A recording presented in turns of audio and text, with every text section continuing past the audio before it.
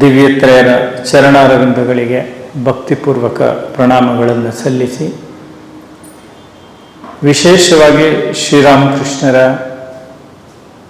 ದಿವ್ಯ ಕಮಲಗಳಿಗೆ ಮತ್ತೊಮ್ಮೆ ನಮಸ್ಕಾರವನ್ನು ಸಲ್ಲಿಸಿ, ನಿಮ್ಮೆಲ್ಲರಿಗೂ ಕೂಡ ಕೃತಜ್ಞತೆಗಳನ್ನು ತಿಳಿಸ್ತಾ, ಕಳೆದ 5 ದಿನದಿಂದ ಸತತವಾಗಿ ಈ ಮಾತುಗಳನ್ನು ಶ್ರೀರಾಮಕೃಷ್ಣನ ಕುರಿತ ಈ ಚಿಂತನೆಯನ್ನು ಆಲಿಸೋದಕ್ಕೆ ಬರ್ತಾ ಇದ್ದೀರಿ.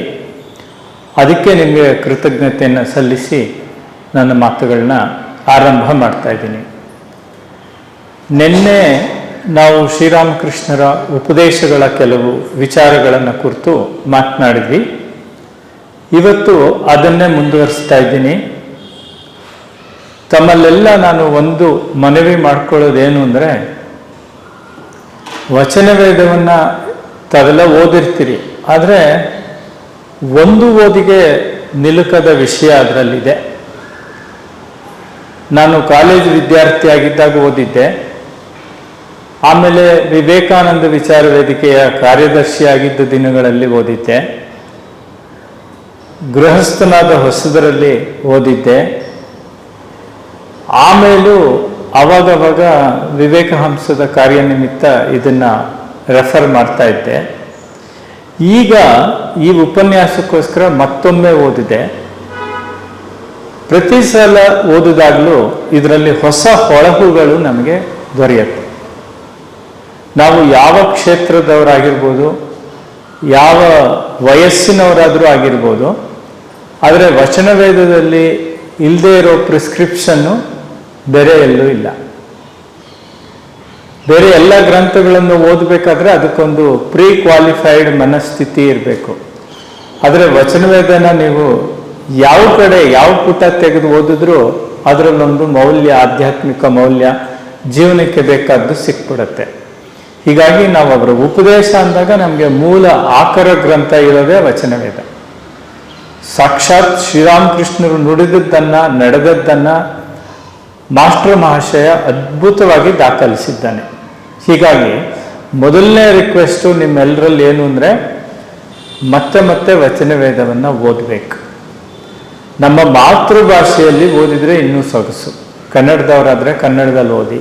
ಇದು ಬಹುತೇಕ ಎಲ್ಲ ಭಾಷೆಗಳಿಗೆ ಭಾಷಾಂತರ ಆಗಿದೆ. ಕನ್ನಡದಲ್ಲಿ ಓದ್ಬೋದು, ಇಂಗ್ಲೀಷಲ್ಲಿ ಓದ್ಬೋದು, ತೆಲುಗುಲಿ, ತಮಿಳಲ್ಲಿ, ಗುಜರಾತಿ, ಮರಾಠಿ ಎಲ್ಲದರಲ್ಲೂ ಇದೆ. ಯಾಕೆ ಓದಬೇಕು ಅಂತ ಈಗಾಗಲೇ ಹೇಳ್ಬಿಟ್ಟಿದ್ದೀನಿ.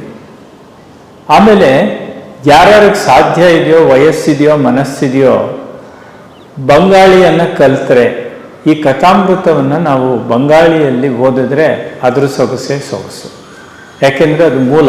ಯಾವತ್ತಿದ್ರೂ ಟ್ರಾನ್ಸ್ಲೇಟರ್ ಇಸ್ ಎ ಟ್ರೈಟರ್ ಅಂತ ನಾವು ಕರಿತೀವಿ. ಹಾಗೆ ಅನುವಾದದಲ್ಲಿ ಕೆಲವು ಭಾವನಷ್ಟಗಳಾಗ್ಬಿಡುತ್ತೆ. ಆದರೆ ನಮ್ಮ ಪುಣ್ಯ ಕನ್ನಡಕ್ಕೆ ಅದ್ಭುತವಾಗಿ ಇದರಲ್ಲಿ ಎಂತೆಂಥವ್ರು ಕೆಲಸ ಮಾಡಿದ್ದಾರೆ. ಕುವೆಂಪು ಇದೆ, ಶಿವರುದ್ರತ್ನವ್ರದ್ದು. ಆಮೇಲೆ ಇದಕ್ಕೂ ಮುಂಚೆ ಕನ್ನಡದಲ್ಲಿ ಬಂದಿತ್ತು ಸಣ್ಣದಾಗಿ ಸಂಗ್ರಹವಾಗಿ AR ಕೃಷ್ಣಶಾಸ್ತ್ರಿಗಳು ಮತ್ತು TS ವೆಂಕಣ್ಣಯ್ಯನವರು. ಇವರು ಕನ್ನಡದ ಅಶ್ವಿನಿ ದೇವತೆಗಳು ಅಂತ ಕರಿತೀವಿ ಇವರನ್ನು. ಅವ್ರದ್ದೆಲ್ಲ ಕೊಡುಗೆ ಇದರಲ್ಲಿ ಎಲ್ಲೋ ಒಂದು ಕಡೆ ನಮಗೆ ಕಾಣಿಸುತ್ತೆ. ಎಲ್ಲಿ ಶ್ರೀರಾಮಕೃಷ್ಣರು ಕನ್ನಡದಲ್ಲೇ ಮಾತಾಡಿದ್ದಾರೇನೋ ಅನ್ನೋ ಹಾಗೆ ಕೆಲವು ಭಾಗಗಳಿದೆ. ಆದ್ದರಿಂದ ಓದಬೇಕು. ಮೂರನೇ ಕೋರಿಕೆ ಏನಪ್ಪ ಅಂದರೆ, ಒಂದು ದಿನದಲ್ಲಿ ಕನಿಷ್ಠ 15 ನಿಮಿಷ ಆಗಲ್ವಾ, 10 ನಿಮಿಷ ಇದನ್ನು ಓದಬೇಕು. 10 ನಿಮಿಷದಲ್ಲಿ 2 ಪುಟ ಆಗಲಿ, 3 ಪುಟ ಆಗಲಿ, 5 ಪುಟ ಆಗಲಿ. ನಾವು ಫಾಸ್ಟ್ ರೀಡರ್ಸ್ ಆದರೆ ನಾವು 10-15 ಪುಟ ಓದ್ಬಿಡ್ತೀವಿ. ಒಂದು 10 ನಿಮಿಷದಲ್ಲಿ ನಿಮಿಷಕ್ಕೊಂದು ಪುಟದ ಥರನೂ ಓದೋಷ್ಟು ವೇಗ ಕ್ರಮೇಣ ಬರುತ್ತೆ. ಸೊ ಪ್ರತಿದಿನ ನಾವು ವಚನ ವೇದವನ್ನು ಕನಿಷ್ಠ 3-4 ಪುಟ ಅಥವಾ 10 ನಿಮಿಷ ಓದಬೇಕು. ಇಲ್ಲದಿದ್ದರೆ ನಾವು ಶ್ರೀರಾಮಕೃಷ್ಣರ ಭಕ್ತರು ಅಥವಾ ಶ್ರೀರಾಮಕೃಷ್ಣ ಆಶ್ರಮದ ಹಿಂಬಾಲಕರು ಅಂತ ಹೇಳ್ಕೊಳ್ಳೋದು ಅಷ್ಟು ಸರಿ ಹೋಗಲ್ವೇನೋ ಅಂತ ನಾನಂತೂ ಅಂದ್ಕೊಂಡ್ಬಿಟ್ಟೆ. ಇನ್ಮೇಲೆ ಕನಿಷ್ಠ ಹೇಗಿದ್ರೂ ವಿವೇಕಾಂಶಕ್ಕೆ ಅದು ಇದು ಓದ್ತಾ ಇರ್ತೀನಿ, ಒಳ್ಳೆ ವಿಷಯಗಳನ್ನು. ಹಾಗೆ ವಚನವೇದವನ್ನು ಇನ್ಮೇಲೆ ನಾವು ಒಂದು ಟೆಕ್ಸ್ಟ್ ಥರ ಇಟ್ಕೊಳ್ಳೋದು ಒಳ್ಳೆಯದು ಅಂತ ನನಗೆ ಅನ್ನಿಸ್ತು. ಅದನ್ನು ನಿಮ್ಮ ಜೊತೆ ಹಂಚಿಕೊಂಡೆ. ನಿನ್ನೆ ಮಾತನಾಡ್ತಾ ನಾವು ಒಂದಷ್ಟು ಅಂಶಗಳನ್ನು ನೋಡಿದ್ವಿ. ಎಷ್ಟು ಮತಗಳೋ ಅಷ್ಟು ಪಥಗಳು ಅನ್ನೋದು ಅವರ ಒಂದು ಸಿದ್ಧಾಂತ. ಹಾಗಂದ ಕೂಡಲೇ ಎಷ್ಟೊಂದು ಮತಗಳಿವೆ, ಅಷ್ಟು ಪಥಗಳಲ್ಲಿ ನಾವು ನಡೆಯೋಕ್ಕಾಗಲ್ಲ. ನಿಷ್ಠೆ ಮತ್ತು ಶ್ರದ್ಧೆ ಇರಬೇಕು ನಾವು ಸಾಗುವಂತಹ ಪಥದಲ್ಲಿ. ಅದಕ್ಕವರು ತುಂಬ ಉದಾಹರಣೆಗಳು ಕೊಡ್ತಾರೆ. ನೀವು ಬಾವಿ ಒಂದು ಕಡೆ ಬಾವಿ ತೋಡಬೇಕು, 10 ಕಡೆ ಬಾವಿ ತೋಡಿದ್ರೆ ನೀರು ಸಿಕ್ಕಲ್ಲ ಅಂತ. ಇವತ್ತೇನಾಗ್ಬಿಟ್ಟಿದೆ ಗೊತ್ತಾ, ನಮ್ಗಳಿಗೂ ಅಂದರೆ ಯಾರು ನಾವು ಶ್ರೀರಾಮಕೃಷ್ಣರ ಕೃಪೆಗೆ ಒಳಗಾಗಿದ್ದೀವೋ ನಮ್ಮನ್ನು ಹೊರತುಪಡಿಸಿ ಹೊರ ಜಗತ್ತಿನಲ್ಲಿ ನೋಡೋದು ಹೊಸ ಹೊಸ ಗುರುಗಳು, ಹೊಸ ಹೊಸ ಪಂಥಗಳು, ಹೊಸ ಹೊಸ ಮಾರ್ಗಗಳು. ಆಮೇಲೆ ಪಾಪ ಅವರು ಅಲ್ಲಿ ಇರೋದಿಲ್ಲ, 6 ತಿಂಗಳು ಇಲ್ಲಿರ್ತಾರೆ, ಇನ್ನು 6 ತಿಂಗಳು ಇನ್ನೆಲ್ಲೋ ಇನ್ನೊಂದು ಮಠ, ಇನ್ನೊಂದು ಸಂಪ್ರದಾಯದ ಫಾಲೋಯರ್ ಆಗಿಬಿಟ್ಟಿರ್ತಾರೆ. ಇವತ್ತು ಸ್ಪಿರಿಚುಯಾಲಿಟಿ ಅಥವಾ ಆಧ್ಯಾತ್ಮಿಕತೆ ಅನ್ನೋದು ಕೂಡ ವಿಂಡೋ ಶಾಪಿಂಗ್ ಆಗಿದೆ. ಸೊ ಅದರಿಂದ ಅದನ್ನು ಅವಾಯ್ಡ್ ಮಾಡಬೇಕು ಅಂತ ಹೇಳ್ತಾ, ಒಂದು ಪಥ ಒಂದು ದಾರಿ, ಅದು ನಮಗೆ ನಿಷ್ಠೆ ಮತ್ತು ಶ್ರದ್ಧೆ. ಅದ್ರ ಬಗ್ಗೆ ನಿಷ್ಠೆ ಮತ್ತು ಶ್ರದ್ಧೆ ಅಂದ್ಕೂಡಲೇ ನಮ್ಮ ಮನಸ್ಸಿನಲ್ಲಿ ಇನ್ನೊಂದೇನು ಬರುತ್ತೆ ಅಂದರೆ, ನಾವು ಅದಕ್ಕೆ ತುಂಬ ಬದ್ಧರಾಗಿರಬೇಕು. ಬದ್ಧತೆ ಬೇರೆ, ಆಚಾರ ಕರ್ಮಠತೆ ಬೇರೆ. ಅವರು ಅದನ್ನು ಎಷ್ಟು ಚೆನ್ನಾಗಿ ಹೇಳ್ತಾರೆ ಅಂತ ಇವತ್ತು ಸುಮಾರು ಓದೋದಿದೆ ನಿಮ್ಮ ಜೊತೆಯಲ್ಲಿ. ಯಾಕೆಂದರೆ ಅದ್ರ ಸ್ವಾರಸ್ಯ ಓದ್ದಾಗಲೇ ಗೊತ್ತಾಗೋದು. ಈಶಾನ ಹಾಜರಾನನ್ನು ತನ್ನ ಮನೆಗೆ ಕರೆದುಕೊಂಡು ಹೋಗುತ್ತಾನೆ. ಹಾಜರಾನಿಗೆ ಬಾಹ್ಯ ಶುಚಿಯ ಹುಚ್ಚು. ಅದಕ್ಕೆ ಅಷ್ಟು ಮನಸ್ಸು ಕೊಡಬಾರದೆಂದು ಪರಮಹಂಸರು ಅನೇಕ ವೇಳೆ ಆತನಿಗೆ ಹೇಳಿದ್ದಾರೆ. ಶ್ರೀರಾಮಕೃಷ್ಣರು ಈಶಾನನಿಗೆ ಹೇಳ್ತಾ ಇದ್ದಾರೆ, ಇನ್ನೊಂದು ವಿಷಯ ಕೇಳು, ಅತಿಯಾಗಿ ವಾಕ್ಯಾಚಾರದಲ್ಲಿ ತೊಡಗಬೇಡ. ಒಮ್ಮೆ ಒಬ್ಬ ಸಾಧುವಿಗೆ ತಡೆಯಲಾರದ ಬಾಯಾರಿಕೆ ಆಯಿತು. ಚಕ್ಕಳದಲ್ಲಿ ನೀರು ಹೊತ್ತುಕೊಂಡು ಹೋಗುತ್ತಿದ್ದ ಒಬ್ಬ ವ್ಯಕ್ತಿ ನೀರು ಕೊಡಲು ಮುಂದೆ ಬಂದ. ಸಾಧು ಆತನನ್ನು ಕೇಳಿದ, ಏನು, ನಿನ್ನ ಚೀಲವನ್ನು ಚೆನ್ನಾಗಿ ತೊಳೆದಿದ್ದೀಯಾ? ಆತ ಹೇಳಿದ, ಸ್ವಾಮಿ, ನನ್ನ ಚೀಲ ಸಂಪೂರ್ಣವಾಗಿ ಪರಿಶುದ್ಧವಾಗಿದೆ, ಆದರೆ ನಿಮ್ಮ ಚೀಲದೊಳಗೆ ಮಲಮೂತ್ರ ಇನ್ನೂ ಏನೇನೋ ಕಶ್ಮಲ ತುಂಬಿವೆ. ಆದ್ದರಿಂದ ನಾನು ಹೇಳುತ್ತೇನೆ, ನೀವು ನಿಸ್ಸಂಕೋಚವಾಗಿ ನನ್ನ ಚೀಲದಿಂದ ನೀರು ಕುಡಿಯಬಹುದು. ಇದರಿಂದ ನಿಮಗೆ ಯಾವ ಕೇಡೂ ಸಂಭವಿಸದು. ನಿಮ್ಮ ಚೀಲ ಎಂಬುದಾಗಿ ಆ ನೀರು ಹೊರುವ ವ್ಯಕ್ತಿ ಹೇಳಿದುದರ ಅರ್ಥ ದೇಹ, ಹೊಟ್ಟೆ ಇತ್ಯಾದಿ. ಹೀಗೆ ಅವರು ಸ್ಪಷ್ಟವಾಗಿ ಹೇಳ್ಬಿಡ್ತಾರೆ ಯಾಕೆ ಬಾಹ್ಯಾಚಾರ ಬೇಡ ಅಂತ. ಇವತ್ತು ನಾವು ತಗೊಳ್ತಾ ಇರೋ 2ನೇ ಅಂಶ, ಜೀವರಲ್ಲಿ ಶಿವನನ್ನ ಕಾಣು ಅಂತ ಶ್ರೀರಾಮಕೃಷ್ಣರ ಉಪದೇಶ, ಒಂದು ಮುಖ್ಯವಾದ ಉಪದೇಶ. ಅದನ್ನೇ ಸ್ವಾಮಿ ವಿವೇಕಾನಂದರು ಕರ್ಮಯೋಗ ಸೂತ್ರಕ್ಕೆ ಅನ್ವಯಿಸಿಕೊಂಡ್ರು. ಸೇವೆಯೇ ಸಾಧನೆ ಅಂತ ಆಯಿತು. ನನಗೆ ನೆನಪಿರೋ ಹಾಗೆ ವಿವೇಕಾನಂದ ಕೇಂದ್ರದ ಏಕನಾಥ ರಾನಡೆ ಅವರು ಒಂದು ಪುಸ್ತಕನೇ ಬರೆದಿದ್ದಾರೆ, ಸೇವಾ ಇನ್ ಸಾಧನ ಅಂತ ಅದರ ಟೈಟ್ಲು. ಅದ್ಭುತವಾದಂಥ ಕೃತಿ ಅದು ಕೂಡ. ವಿವೇಕಾನಂದ ಕೇಂದ್ರ ರಾಕ್ ಮೆಮೋರಿಯಲ್ನ ಸ್ಥಾಪಕರವರು, ಶಿಲಾಸ್ಮಾರಕದ ಸ್ಥಾಪಕರು. ಅವರು ಕೂಡ ಸ್ವಾಮಿ ವಿವೇಕಾನಂದರಿಂದ ಪ್ರಭಾವಿತರಾದವರು. ಹೀಗೆ ಈ ಜೀವರಲ್ಲಿ ಶಿವನನ್ನು ಕಾಣುವ ತತ್ವ ಶ್ರೀರಾಮಕೃಷ್ಣರ ಬಾಯಿಂದ ಬಂದದ್ದು ವಿವೇಕಾನಂದರಿಗೆ ಒಂದು ಫಾರ್ಮುಲಾ ಆಗೋಯಿತು. ಆಮೇಲೆ ಹೀಗೆ ಮಾಡುವ ಸಂದರ್ಭದಲ್ಲಿ ನಾವು ಮನುಷ್ಯರಾದ್ರಿಂದ ಎಲ್ಲೋ ಒಂದು ಕಡೆ ನಮ್ಮ ಅಹಂಕಾರ ಕೆಲಸ ಮಾಡಿ ಎಲ್ಲಿ ಬಂಧನಕ್ಕೆ ಒಳಗಾಗ್ತೀವೋ ಅನ್ನೋದು ಕೂಡ ಶ್ರೀರಾಮಕೃಷ್ಣರಿಗೆ ಕಾಳಜಿ ಇದೆ. ಅದನ್ನ ಅವರು ವಿದ್ಯಾಸಾಗರನ ಬಗ್ಗೆ ಮಾತನಾಡ್ತಾ ಸ್ಪಷ್ಟವಾಗಿ ಹೇಳ್ತಾರೆ. ಭಕ್ತರ ಜೊತೆಲಿ ಮಾತನಾಡ್ತಾ ಇರೋದು ಅವರು. ಆವಾಗ ವಿದ್ಯಾಸಾಗರನ ವಿಷಯ ಬರುತ್ತೆ ನೋಡಿ. ನೀವು ಒಬ್ಬ ಭಕ್ತ, ಈ ಮೋಸ್ಟ್ಲಿ ಇದೆಲ್ಲ ಪ್ರಶ್ನೆ ಕೇಳಿರೋದು ಮಾಸ್ಟರ್ ಮಹಾಶಯನೇ, ಅವನು ಹಾಕ್ಕೊಳ್ಳಲ್ಲ. ಕೆಲವು ಕಡೆ ಮಾತ್ರ ಹಾಕ್ಕೊಳ್ತಾನೆ ಮಾಸ್ಟರ್ ಅಂತ, ಮಾಸ್ಟರ್ ಮಹಾಶಯ ಅಂತ, ಇನ್ನೊಂದು ಕಡೆ ಮಾಸ್ಟರ್ ಕೇಳಿದ ಅಂತೇಳಿ, ಇನ್ನು ಕೆಲವು ಕಡೆ ಒಬ್ಬ ಭಕ್ತ ಅಂತ ಕೇಳ್ತಾನೆ. ನೀವು ವಿದ್ಯಾಸಾಗರನನ್ನು ನೋಡಿದ್ದೀರಿ, ಆತನ ಸಂಬಂಧವಾಗಿ ನಿಮ್ಮ ಅಭಿಪ್ರಾಯವೇನು? ಶ್ರೀರಾಮಕೃಷ್ಣರು: ವಿದ್ಯಾಸಾಗರನಲ್ಲಿ ಪಾಂಡಿತ್ಯವಿದೆ, ದಯೆ ಇದೆ, ಆದರೆ ಅಂತರ್ದೃಷ್ಟಿ ಇಲ್ಲ.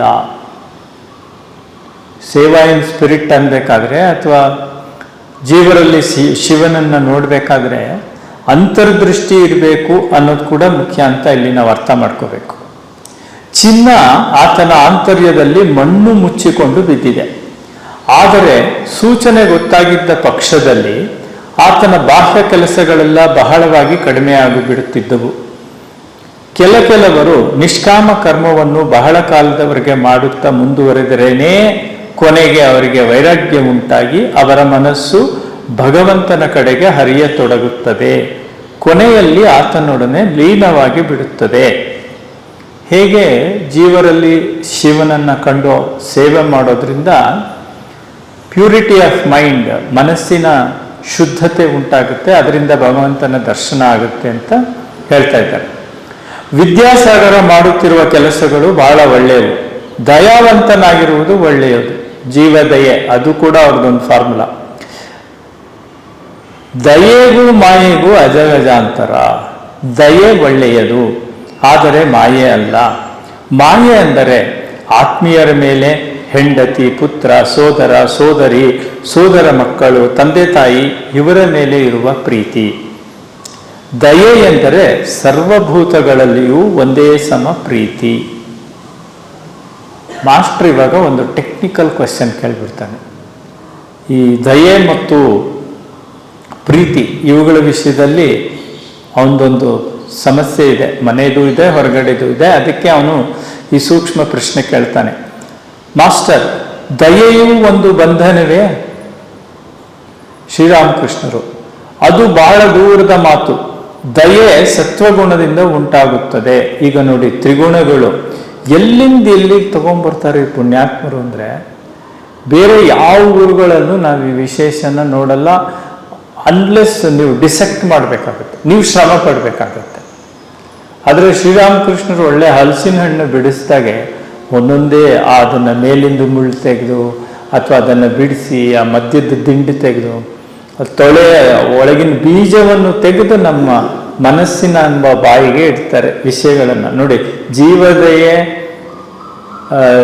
ಆ ಒಂದು ಜೀವರಲ್ಲಿ ಶಿವನನ್ನ ಕಂಡು ಆರಾಧನೆ ಮಾಡು, ಅಲ್ಲಿಂದ ನಾವಿವಾಗ ತ್ರಿಗುಣಗಳಿಗೆ ಹೇಗದು ಲಿಂಕ್ ಆಗುತ್ತೆ ಅಂತ ನೋಡ್ತಾ ಇದ್ದೀವಿ. ದಯೆ ಸತ್ವಗುಣದಿಂದ ಉಂಟಾಗುತ್ತದೆ. ಸತ್ವಗುಣದಿಂದ ಪಾಲನೆ, ರಜೋಗುಣದಿಂದ ಸೃಷ್ಟಿ, ತಮೋಗುಣದಿಂದ ಸಂಹಾರ. ಆದರೆ ಬ್ರಹ್ಮ ಈ ಮೂರು ಗುಣಗಳಿಗೂ ಅತೀತ, ಪ್ರಕೃತಿಗೆ ಅತೀತ. ಶ್ರೀರಾಮಕೃಷ್ಣರು ಏನು ಓದ್ಕೊಂಡಿಲ್ಲ, ಶಾಸ್ತ್ರ ಓದ್ಕೊಂಡಿಲ್ಲ, ಸ್ಕೂಲ್ಗೆ ಹೋಗಿಲ್ಲ, ಕಾಲೇಜ್ಗೆ ಹೋಗಿಲ್ಲ. ಆದರೆ ಈ ಒಂದು ಅನಾಲಿಸಿಸ್ ಅವ್ರಿಗೆ ಎಲ್ಲಿಂದ ಬಂತು ಅಂದರೆ ಕೃಪೆ, ದೇವಿ, ಅದು ಸಾಕ್ಷಾತ್ ಬ್ರಹ್ಮವಸ್ತು. ಇದು ತುಂಬ ಕಾಂಪ್ಲೆಕ್ಸ್ ಇದೆ ಅರ್ಥ ಮಾಡ್ಕೊಳ್ಳೋಕ್ಕೆ. ಅದು ಅವ್ರಿಗೆ ಗೊತ್ತು. ತಕ್ಷಣ ನಾನು ನಿನ್ನೆ ಹೇಳಿದಾಗೆ ಅವರು ಒಂದು ಅಬ್ಸ್ಟ್ರಾಕ್ಟ್ ಐಡಿಯಾ ಕೊಡ್ತಾ ಇದ್ದಾರೆ ನಮಗೆ. ಒಂದು ಗುಣಗಳದ್ದು ಅದಕ್ಕೂ ಮತ್ತು ದಯೆಗೂ ಸಂಬಂಧ, ಅದು ಹೇಗೆ ಬಂಧನಕ್ಕೆ ಕಾರಣ ಆಗ್ಬೋದು, ಕಾರಣ ಆಗದೆ ಇರ್ಬೋದು, ಬಿಡಿಸ್ಕೊಳ್ಳೋದು ಹೇಗೆ. ಈ ಅಬ್ಸ್ಟ್ರಾಕ್ಟ್ ಐಡಿಯಾನ ತಗೊಂಡವರು ಒಂದು ಕಾಂಕ್ರೀಟ್ ಎಕ್ಸಾಂಪಲ್ ಕೊಡ್ತಾರೆ. ನೋಡಿ, ಈ ಮೂರು ಗುಣಗಳು ಸತ್ಯದ ಹೊಸ್ತಿಲನ್ನು ಮೆಟ್ಟಲಾರವು. ಇದು ಡಕಾಯಿತ ಯಾವ ರೀತಿಯಾಗಿ ಪೊಲೀಸಿನವರಿಗೆ ಹೆದರಿ ರಾಜಬೀದಿಗೆ ಬರಲು ಹೆದರುತ್ತಾನೋ ಹಾಗೆ. ಇವಾಗ ನಮ್ಗೊಂದು ಸ್ವಲ್ಪ ಟ್ಯೂಬ್ಲೈಟ್ ಹತ್ಕೊಳ್ಳೋಕೆ ಶುರು ಆಗುತ್ತೆ. ಓಹೋ, ಇವು ಮೂರು ಗುಣಗಳು ಒಬ್ಬೊಬ್ಬ ಡಕಾಯಿತರೆ. ಒಂದು ಕಥೆ ಹೇಳ್ತೇನೆ ಕೇಳು. ಒಮ್ಮೆ ಒಬ್ಬ ಒಂದು ದಿನ ಕಾಡಿನ ಮಾರ್ಗವಾಗಿ ಹೋಗ್ತಾ ಇದ್ದ. ಇದ್ದಕ್ಕಿದ್ದ ಹಾಗೆ 3 ಜನ ಡಕಾಯಿತರು ಬಂದು ಅವನನ್ನು ಸುತ್ತುಗಟ್ಟಿ ಅವನಲ್ಲಿ ಇದ್ದುದನ್ನೆಲ್ಲ ಕಸ್ಕೊಂಡ್ಬಿಟ್ರು. ಬಳಿಕ ಒಬ್ಬ ಡಕಾಯಿತ ಹೇಳ್ದ, ಇವನನ್ನ ಯಾಕೆ ಜೀವ ಸಹಿತ ಬಿಟ್ಟು ಬಿಡಬೇಕು, ಕೊಂದು ಹಾಕ್ಬಿಡೋಣ. ಹೀಗೆಂದು ಹೇಳಿ ಆತನನ್ನು ತನ್ನ ಕತ್ತಿಯಿಂದ ಇರಿಯಲಿದ್ದ. ಅಷ್ಟರಲ್ಲಿ ಎರಡನೇ ಡಕಾಯಿತ ಆತನನ್ನು ತಡೆದು ಹೇಳ್ದ, ಈತನನ್ನೇಕೆ ಕೊಂದು ಹಾಕಬೇಕು ಪಾಪ, ಈತನ ಕೈಕಾಲು ಕಟ್ಟಿ ಇಲ್ಲೇ ಬಿಟ್ಟು ಹೋಗೋಣ.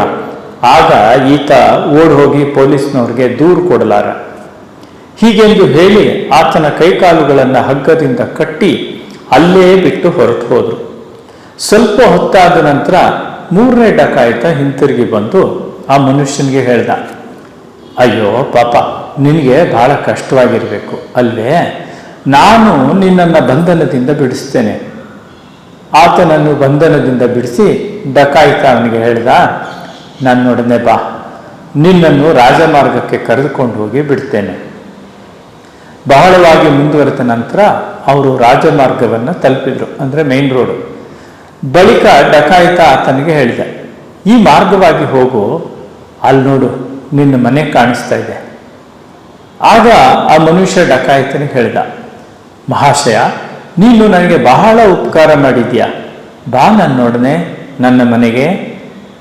ಡಕಾಯಿತ ಹೇಳ್ದ, ಓ ಸಾಧ್ಯವಿಲ್ಲ, ನಾನು ಅಲ್ಲಿಗೆ ಬರುವ ಹಾಗಿಲ್ಲ, ಪೊಲೀಸಿನವರಿಗೆ ಗೊತ್ತಾಗಿ ಬಿಡುತ್ತದೆ.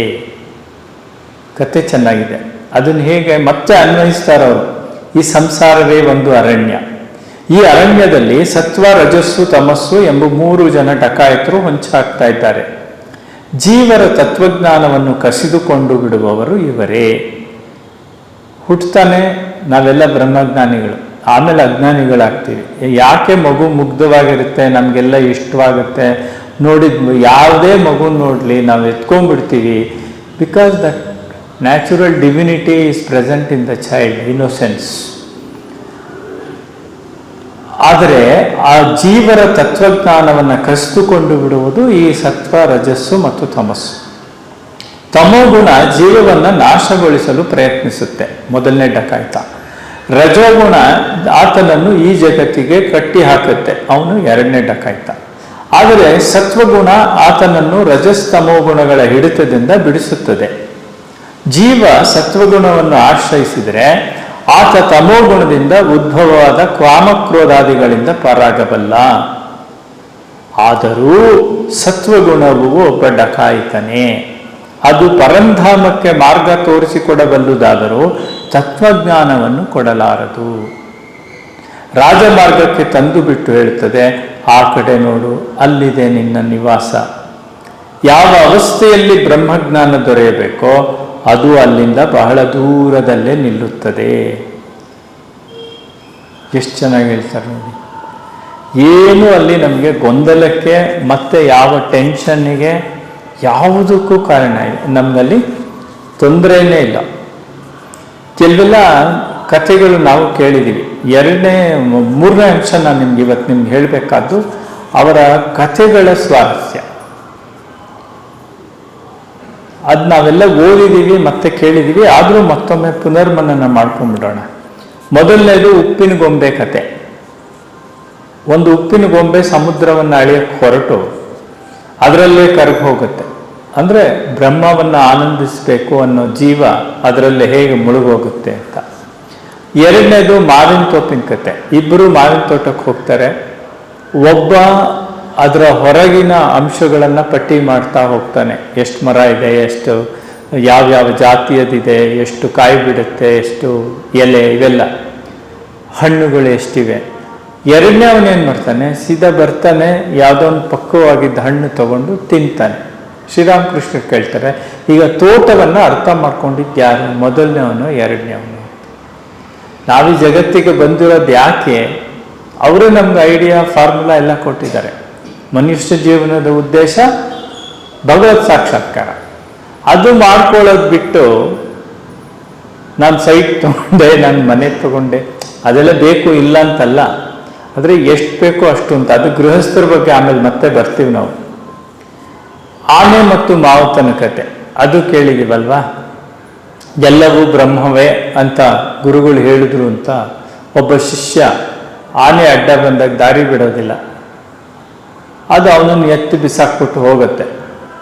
ಅವನು ಶುಶ್ರೂಷೆ ಮಾಡಿದ್ಮೇಲೆ ಗುರುಗಳು ಕೇಳ್ತಾರೆ, ಯಾಕಯ್ಯ ನೀನು ಅಷ್ಟೊಂದು ಅಡ್ಡ ಆಗ್ಬಿಟ್ಟಿಯ ಬುದ್ಧಿವಂತ ವಿದ್ಯಾರ್ಥಿ ಅಂದ್ರೆ ಅವನು ಹೇಳ್ತಾನೆ, ಇಲ್ಲ ನೀವು ಹೇಳಿದ್ರಲ್ಲ ಎಲ್ಲ ಬ್ರಹ್ಮ ಅಂತ.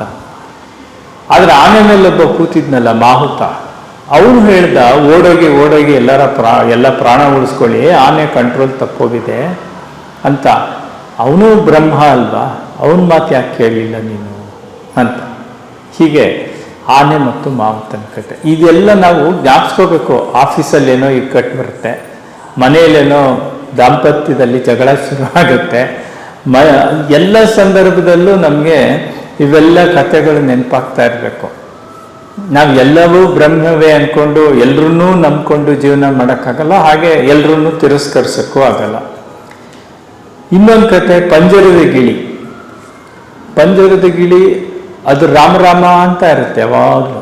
ಆದರೆ ಬೆಕ್ಕು ಬಂದು ಹಿಡ್ಕೊಂಡಾಗ ಅಯ್ಯೋ ಕಾಪಾಡಿ. ಅಂದರೆ ನಾವು ಸಂಕಟ ಬಂದಾಗ ಅಥವಾ ನಿಜವಾದ ಪರೀಕ್ಷೆ ಬಂದಾಗ ಭಗವಂತನ ಮರ್ತು ಬಿಡ್ತೀವಿ ಸಡನ್. ಇದು ನಮ್ಮ ಜೀವನದ ಸಂಕಟದ ಸಮಯದಲ್ಲಿ ನಾವು ಜ್ಞಾಪಿಸ್ಕೊಳ್ಳಿ, ನಾವು ಹೇಗೆ ನಡ್ಕೊಂಡಿದ್ದೀವಿ ಅಂತ ಗೊತ್ತಾಗುತ್ತೆ. ಕೆಲವು ಕಥೆಗಳು ನಮಗೆ ಯಾವ ಪುರಾಣದಲ್ಲೂ ಸಿಕ್ಕಲ್ಲ, unless is A part of that super consciousness. ಅವರು ಪರಬ್ರಹ್ಮವೇ ಆಗಿಲ್ಲದಿದ್ದಲ್ಲಿ ಈ ಕಥೆಗಳು ಅವ್ರಿಗೆ ಎಲ್ಲಿಂದ ಹೊಡೆದು. ಒಂದು ಉದಾಹರಣೆಗೆ, ಅವರು ವಿಷ್ಣು ವರಾಹಾವತಾರ ಕಾಲದಾಗ ಸಂಸಾರ ಕಟ್ಕೊಂಡು ಒದ್ದಾಡಿದ ಕಥೆಯನ್ನು ಹೇಳ್ತಾರೆ. ಅದನ್ನು ಒಂಚೂರು ನೋಡೋಣ. ಇದು ವಚನವೇದದ ಭಾಷೆಯಲ್ಲೇ ಕೇಳಿದ್ರೆ ಇನ್ನೂ ಚೆನ್ನಾಗಿರುತ್ತೆ. ಈಶ್ವರ ಬಂದು ಬಿಡಿಸ್ಬೇಕಾಗತ್ತಂತವನ್ನ.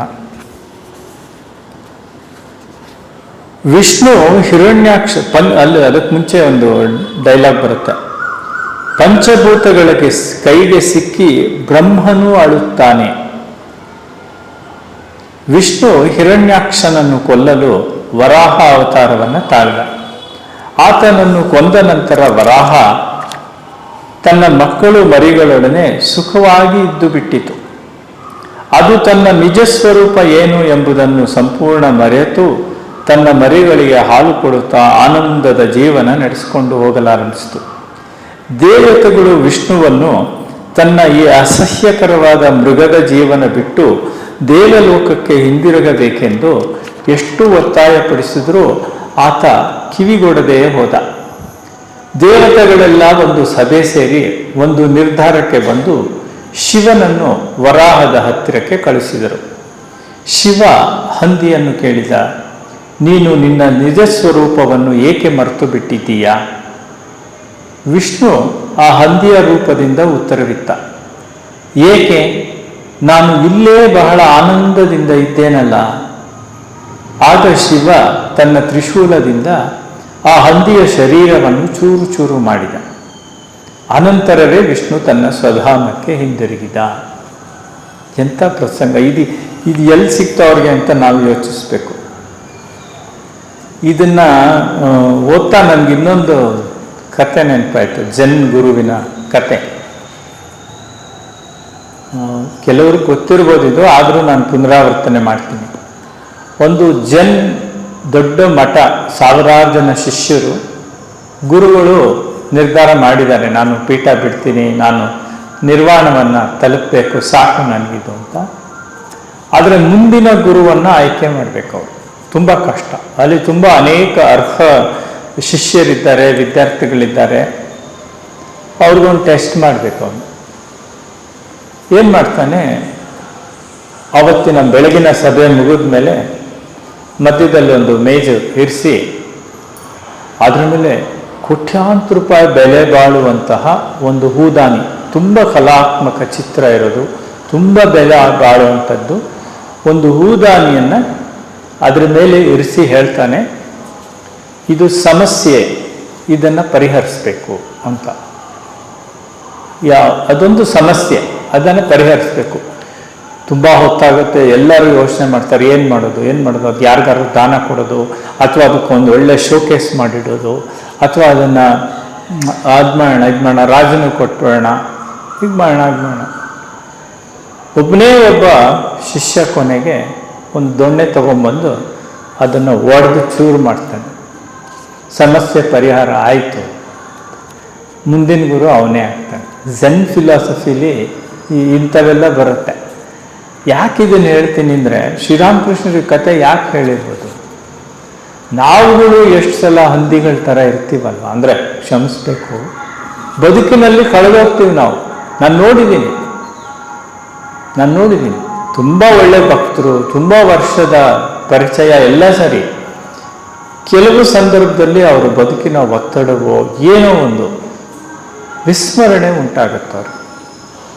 ಆ ವಿಸ್ಮರಣೆ ಆದಾಗ ವರ್ತನೆಗಳು ಬದಲಾಗುತ್ತೆ. ಆ ರೀತಿಯಲ್ಲಿ ಆದರೆ ಇದಕ್ಕೆ ವಿರುದ್ಧವಾದ ಉದಾಹರಣೆಯನ್ನು ಕೊಡ್ತಾರೆ ಶ್ರೀರಾಮಕೃಷ್ಣರು. ಈಸ್ ನಾಟ್ ಎನ್ ಆರ್ಡಿನರಿ ಗುರು ಅಂತ ಅದಕ್ಕೆ ಹೇಳೋದು. ಇನ್ನೊಂದು ಕಥೆ ಹೇಳ್ತಾರೆ, ಇದೇ ಇದರಲ್ಲಿ ಬರುತ್ತೆ. ನಾನು ಹೇಳ್ತೀನಲ್ಲ, ಈ ಪುಸ್ತಕನ ಎಷ್ಟು ಸಲ ಓದಿದ್ರೆ ಅಷ್ಟು ಸಲ. ಒಬ್ಬ ರೈತನಿಗೆ ಮಕ್ಕಳೇ ಇಲ್ಲದೆ ಇದ್ದು ಮುಪ್ಪಿನಲ್ಲಿ ಒಂದು ಗಂಡು ಮಗು ಆಯಿತು. ಮಗುವನ್ನ ಬಹಳ ಪ್ರೀತಿಯಿಂದ ಸಾಕಲಾರಂಭಿಸಿದ. ಆ ಮಗು ಕ್ರಮೇಣ ದೊಡ್ಡ ಹುಡುಗನಾಗಿ ಬೆಳೆಯಿತು. ಒಂದು ದಿನ ರೈತ ಹೊಲದಲ್ಲಿ ಕೆಲಸ ಮಾಡ್ತಿದ್ದಾಗ ಒಬ್ಬ ಬಂದು ತಿಳಿಸಿದ, ನಿಮ್ಮ ಹುಡುಗನ ದೇಹ ಚಿಂತಾಜನಕ ಸ್ಥಿತಿಯಲ್ಲಿದೆ, ಆತ ಇನ್ನೇನು ಯಮಪುರಿಗೆ ಹೊರಡುವುದರಲ್ಲಿದ್ದಾನೆ ಎಂಬುದಾಗಿ. ಮನೆಗೆ ಹಿಂದಿರುಗಿ ಬಂದು ನೋಡ್ತಾನೆ, ಹುಡುಗ ಆಗಲೇ ಸತ್ತು ಹೋಗ್ಬಿಟ್ಟಿದ್ದಾನೆ. ಹೆಂಡತಿ ಎದೆ ಬಡ್ಕೊಂಡು ಸುಮ್ಮನೆ ಅಳ್ತಿದ್ದಾಳೆ. ಆದರೆ ರೈತನ ಕಣ್ಣಿನಲ್ಲಿ ಮಾತ್ರ ಒಂದು ತೊಟ್ಟು ನೀರಿಲ್ಲ. ಆಕೆ ಇನ್ನೂ ಹೆಚ್ಚು ದುಃಖದಿಂದ ತನ್ನ ನೆರೆಯವರಿಗೆ ಹೇಳ್ಕೊಳ್ತಾ ಇದ್ದಾಳೆ, ನೋಡಿ ರನ್ನದಂತ ಮಗ ಸತ್ತು ಹೋಗಿದ್ದಾನೆ, ಆದರೂ ಇವ್ರ ಕಣ್ಣಲ್ಲಿ ಒಂದು ತೊಟ್ಟು ನೀರಿಲ್ಲ. ಬಹಳ ಹೊತ್ತಾದ ನಂತರ ರೈತ ತನ್ನ ಹೆಂಡತಿಗೆ ಹೇಳಿದ, ನಾನು ಏಕೆ ಅಳ್ತಿಲ್ಲ ಗೊತ್ತಾ? ನಿನ್ನೆ ರಾತ್ರಿ ನನಗೆ ಸ್ವಪ್ನ ಬಿತ್ತು. ನಾನು ದೊರೆಯಾದ ಹಾಗೆ ಮತ್ತು 7 ಮಕ್ಕಳ ತಂದೆಯಾಗಿರುವ ಹಾಗೆ. ಅವರು ಸ್ಫುರದ್ರೂಪಿಗಳು ಮತ್ತು ಒಳ್ಳೆ ಗುಣಶಾಲಿಗಳು. ಕ್ರಮೇಣ ಬೆಳೆದು ವಿದ್ಯೆ ಧರ್ಮ ಆರ್ಜನೆ ಮಾಡಿದರು. ಆಗ ಇದ್ದಕ್ಕಿದ್ದ ಹಾಗೆ ಎಚ್ಚರವಾಗಿ ಬಿಟ್ಟಿತು. ಯೋಚಿಸುತ್ತಾ ಇದ್ದೇನೆ, ಆ ನನ್ನ 7 ಮಕ್ಕಳಿಗಾಗಿ ಅಳಲೋ ಅಥವಾ ನಿನ್ನ ಈ ಒಬ್ಬ ಮಗನಿಗಾಗಿ ಅಳಲೋ ಎಂದು. ಜ್ಞಾನಿಗಳ ದೃಷ್ಟಿಯಿಂದ ಸ್ವಪ್ನಾವಸ್ಥೆ ಎಷ್ಟು ಸತ್ಯವಾದದ್ದೋ ಅಷ್ಟೇ ಸತ್ಯ ಜಾಗೃತಾವಸ್ಥೆ. ಅಂದರೆ ಬದುಕಿನಲ್ಲಿ ನಾವು ಕಳೆದು ಹೋಗಬಾರ್ದು ಅಂತ ಅವರು ಇಲ್ಲಿ ಹೇಳ್ತಾರೆ. ಸೊ ಇವೆಲ್ಲ ನಾವು ಮತ್ತೆ ಪುನರ್ಮನನ ಮಾಡಿಕೊಳ್ಬೇಕು. ಸಾಧಕರಿಗೆ ಏನು ಸೂಚನೆಯನ್ನು ಕೊಡ್ತಾರೆ ಅನ್ನೋದನ್ನು ನಾವಿವಾಗ ನೋಡಬೇಕು. ಅದಕ್ಕೂ ಮುಂಚೆ ಈ ಉಪದೇಶಗಳಿಂದ ಶ್ರೀರಾಮಕೃಷ್ಣರ ಉಪದೇಶಗಳಿಂದ ನಾವೇನನ್ನ ಪಡ್ಕೊಳ್ಬೇಕು. ಈಗಾಗಲೇ ನಾವು ನೋಡಿದ ಹಾಗೆ ಕೆಲವು ಉದಾಹರಣೆಗಳು ಕಥೆಗಳಿಂದ ನೋಡಿದಾಗೆ ಇದೊಂದು ಸಂಕೀರ್ಣವಾದ ಜಗತ್ತು. It's not very simple, it's A complex structure. ಈ ಸಂಕೀರ್ಣವಾದ ಜಗತ್ತಿನಲ್ಲಿ ಉಪಾಯ ಏನಪ್ಪಾ ಅಂದರೆ ಅತ್ಯಂತ ಸರಳವಾದ ಜೀವನವನ್ನು ನಡೆಸೋದು. ಎಷ್ಟು ಸಾಧ್ಯವೋ ಅಷ್ಟು ಸರಳ ಜೀವನ. ಅಂಥವರು ಶ್ರೀರಾಮಕೃಷ್ಣ ಭಕ್ತರ ವಲಯದಲ್ಲೇ ನಾನು ತುಂಬ ಜನನ್ನು ನೋಡಿಬಿಟ್ಟು ಕೃತಾರ್ಥನಾಗಿದ್ದೀನಿ.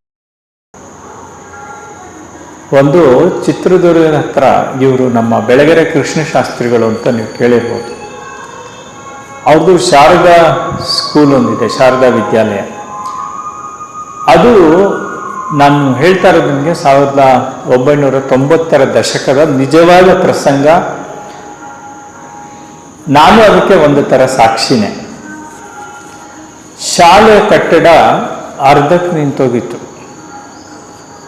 ದುಡ್ಡಿಲ್ಲ ಅಂತ. 3 ಲಕ್ಷ ರೂಪಾಯಿ ಬೇಕಿತ್ತು ಅವ್ರಿಗೆ ಪ್ರಾಜೆಕ್ಟ್ ಕಂಪ್ಲೀಟ್ ಆಗೋಕ್ಕೆ. 1990s ಅಲ್ಲಿ ಒಂದಿನ ಆ ರಸ್ತೆ ಮೇನ್ ರೋಡಿಗೆ ಸ್ವಲ್ಪ ಒಳಗಿದೆ ಸ್ಕೂಲು. ಮೇನ್ ರೋಡಲ್ಲಿ ಕಾರ್ ಹೋಗ್ತಾ ಇತ್ತು. ಒಬ್ಬರು ನೋಡಿದ್ರು, ಯಾಕೋ ಬಿಲ್ಡಿಂಗ್ ಅರ್ಧ ನಿಂತೋಗಿದೆ, ನೋಡಿದ್ರೆ ಶಾಲೆ ಕಟ್ಟಡದ ಥರ ಕಾಣುತ್ತೆ ಅಂದ್ಬಿಟ್ಟು ಅವ್ರು ಇಳಿದು ಬಂದು ಇವ್ರನ್ನ ಕೇಳಿದ್ರು, ಬೆಳಗೆರೆ ಕೃಷ್ಣಶಾಸ್ತ್ರಿಗಳನ್ನು, ಏನು ಸ್ವಾಮಿ ಯಾರ್ದು ಬಿಲ್ಡಿಂಗು, ಯಾಕೆ ಅರ್ಧಕ್ಕೆ ನಿಂತೋಗಿದೆ? ಇವ್ರು ಹೇಳಿದ್ರು, ಸ್ವಾಮಿ ನಾನೊಂದು ಶಾಲೆ ಕಟ್ತಾ ಇದ್ದೀನಿ ಹಳ್ಳಿ ಮಕ್ಕಳಿಗೆ, ಹಣದ ಕೊರತೆಯಿಂದಾಗಿ ಪ್ರಾಜೆಕ್ಟ್ ನಿಂತೋಗಿದೆ, 3 ಲಕ್ಷ ರೂಪಾಯಿ ಅವಶ್ಯಕತೆ ಇದೆ. ಅವರೇನು ಮಾತಾಡಲಿಲ್ಲ. ಹೌದಾ ಅಂತ ಹೇಳಿದ್ರು. ಅವರು ಮಜ್ಜಿಗೆನ ಕೊಟ್ಟರು, ಇವ್ರು ಕುಡಿದ್ರು, ಕಾರು ಹತ್ತಿ ವಾಪಸ್ ಬಂದರು. ಮಾರನೇ ದಿನ ಒಬ್ಬ ಯುವಕ ಆ ಶಾಲೆಗೆ ಬಂದ, ಅವನ ಕೈಯಲ್ಲಿ ಒಂದು ಸೂಟ್ ಕೇಸ್ ಇತ್ತು. ಅದನ್ನು ಇವ್ರಿಗೆ ಬೆಳಗೆರೆ ಕೃಷ್ಣ ಶಾಸ್ತ್ರಿಗಳಿಗೆ ಅಜ್ಜ ತಗೊಳ್ಳಿ, ಯಾರೋ ಕಳಿಸಿದ್ದಾರೆ ಅಂತ ಹೇಳಿ ಕೊಟ್ಬಿಟ್ಟ, ಹೊಟ್ಟದ. ಇವರು ಅದನ್ನು ತೆಗೆದು ನೋಡಿದ್ರೆ 3 ಲಕ್ಷ ರೂಪಾಯಿ ಇತ್ತು. ಈ ದಾನಿಗಳು ಯಾರು ಅಂತ ಕಂಡುಹಿಡಿಯಕ್ಕೆ ಬೆಳಗೆರೆ ಕೃಷ್ಣ ಶಾಸ್ತ್ರಿಗಳಿಗೆ 2 ವರ್ಷ ಹಿಡಿತು. ಯಾಕೆ ಮಾತಾಡ್ತಾರೆ? ಅವರು ರಾಮಕೃಷ್ಣಾಶ್ರಮದ ಭಕ್ತರು ಆ ಕೆಲಸ ಮಾಡಿದ್ದು, ಅದಕ್ಕೆ ಹೆಮ್ಮೆ ಎಂದು ಹೇಳಿದೆ. ಈ ಅವರು ನೋಡಿದ್ರೆ ಅವರು ಆಗರ್ಭ ಶ್ರೀಮಂತರು ಅಂತ ಗೊತ್ತೇ ಆಗಲ್ಲ. ಅರ್ಧ ಊರನ್ನ ಒಂದು ಕಾಲದಲ್ಲಿ ಅವ್ರದ್ದಾಗಿತ್ತು, ಅರ್ಧ ಊರು. ಅಷ್ಟು ದೊಡ್ಡ ಶ್ರೀಮಂತರು. ಇರಲಿ, ನಗರ ಅದು ಇವಾಗ, ಊರಲ್ಲ. ಯಾಕಿದ್ದನ್ನು ಹೇಳಿದೆ? ಈ ಸಂಕೀರ್ಣ ಜಗತ್ತಿನಲ್ಲಿ ಸರಳವಾದ ಜೀವನವನ್ನು ನಡೆಸೋದನ್ನು ಅಭ್ಯಾಸ ಮಾಡಿಕೊಳ್ಬೇಕು. ಇದು ಅವರ ಉಪದೇಶದಿಂದ ನಾವು ಪಡ್ಕೋಬೇಕು. ಶ್ರೀರಾಮಕೃಷ್ಣರು ಮನಸ್ಸು ಮಾಡಿದರೆ ಯಾವ ದೇವತೆಗಳಿಗಿಂತ ಅಪೂರ್ವವಾದ ಅವತಾರ ಅವ್ರದ್ದಲ್ಲ. ಏನೆಲ್ಲ ಅವರು ಪ್ಯಾರಾಫೆರ್ನೇಲಿಯಾ, ಎಷ್ಟೆಲ್ಲ ಅವರು ಪವಾಡಗಳನ್ನು ತೋರಿಸ್ಬೋದಾಗಿತ್ತು, ಮೆರೀಬೋದಾಗಿತ್ತು. ಸರಳತೆ. ಸೊ ಅದೇ ನಮಗೂ ಒಂದು ಪಾಠ. ಎರಡನೇದು, ಗೃಹಸ್ಥರಿಗೆ ಮುಕ್ತಿ ಮಾರ್ಗ ಏನು ಅಂತ ಅವರು ತುಂಬ ಚೆನ್ನಾಗಿ ಹೇಳಿದ್ದಾರೆ. ಒಂದೇ ಲೈನ್ ಅವ್ರು ಹೇಳೋದು, ದೇವರು ಸತ್ಯ ಮತ್ತು ಜಗತ್ತು ತೋರಾಣಿಕೆ.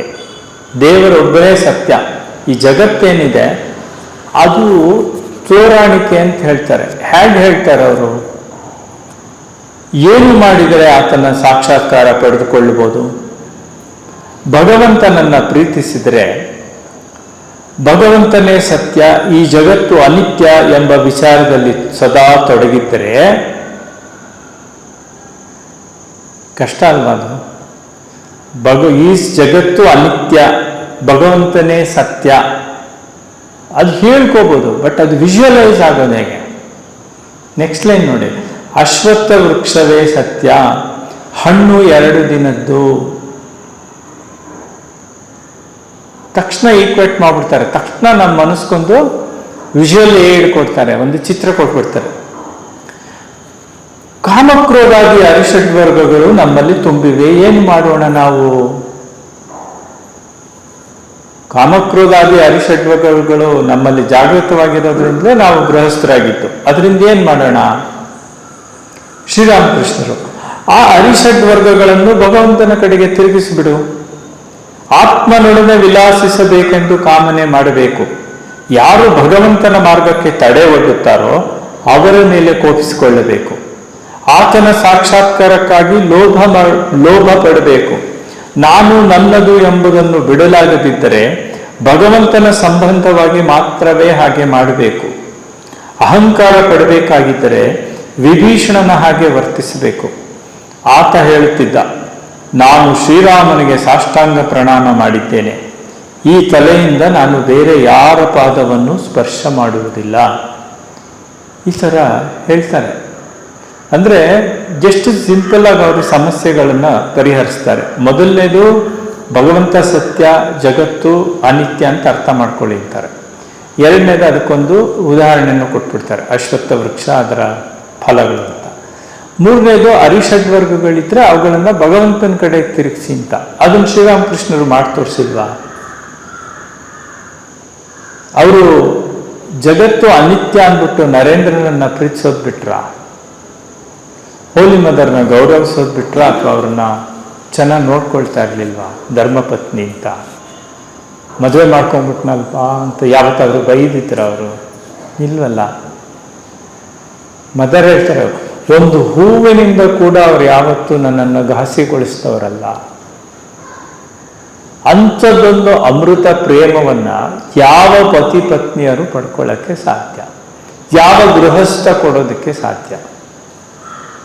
ನಮ್ಮ ಮಕ್ಕಳನ್ನ ನಾವು ಪ್ರೀತಿಸ್ಬೋದು, ಆದರೆ ಶ್ರೀರಾಮಕೃಷ್ಣರು ರಾಕಾಲನ್ನ ಪ್ರೀತಿಸ್ದಾಗೆ, ನರೇಂದ್ರನ್ನ ಪ್ರೀತಿಸ್ದಾಗೆ, ಶಶಿಯನ್ನ ಪ್ರೀತಿಸ್ದಾಗೆ ನಾವು ಪ್ರೀತಿಸಕ್ಕಾಗತ್ತ? ಅವರಲ್ಲಿ ಅದೆಲ್ಲವನ್ನು ಸರಿಯಾದ ದಿಕ್ಕಿಗೆ ಹರಿಸಿಬಿಟ್ಟಿದ್ರು. ಹೀಗಾಗಿ ಅವರ ವಿಶೇಷತೆ.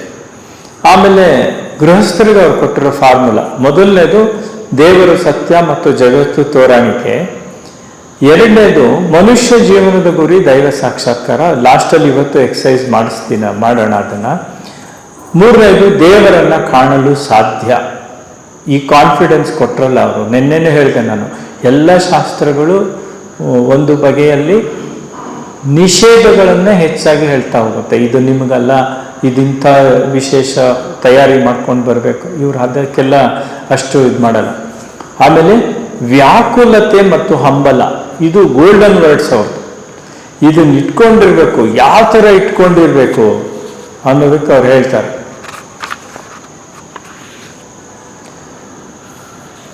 ವ್ಯಾಕುಲತೆ ಇತ್ತು ಎಂದರೆ ಎಲ್ಲ ಮಾರ್ಗದಿಂದಲೂ ಭಗವಂತನ ಸಾಕ್ಷಾತ್ಕಾರ ಪಡೆಯಬಹುದು. ಆದರೆ ನಿಷ್ಠೆ ಬೇಕು. ನಿಷ್ಠಾಭಕ್ತಿಯ ಇನ್ನೊಂದು ಹೆಸರು ಅವ್ಯಭಿಚಾರ ಭಕ್ತಿ.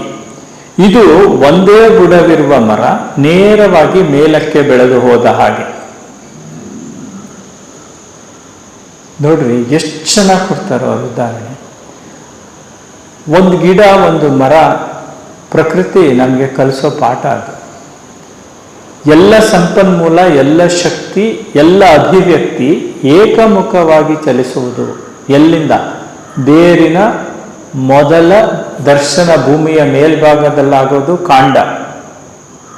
ಅದು ಮತ್ತೆ ಮತ್ತೆ ಕವಲಾಗಿ ಹೊಡೆದ್ರೆ ಅಷ್ಟು ಹಂಚು ಹೋಗುತ್ತೆ.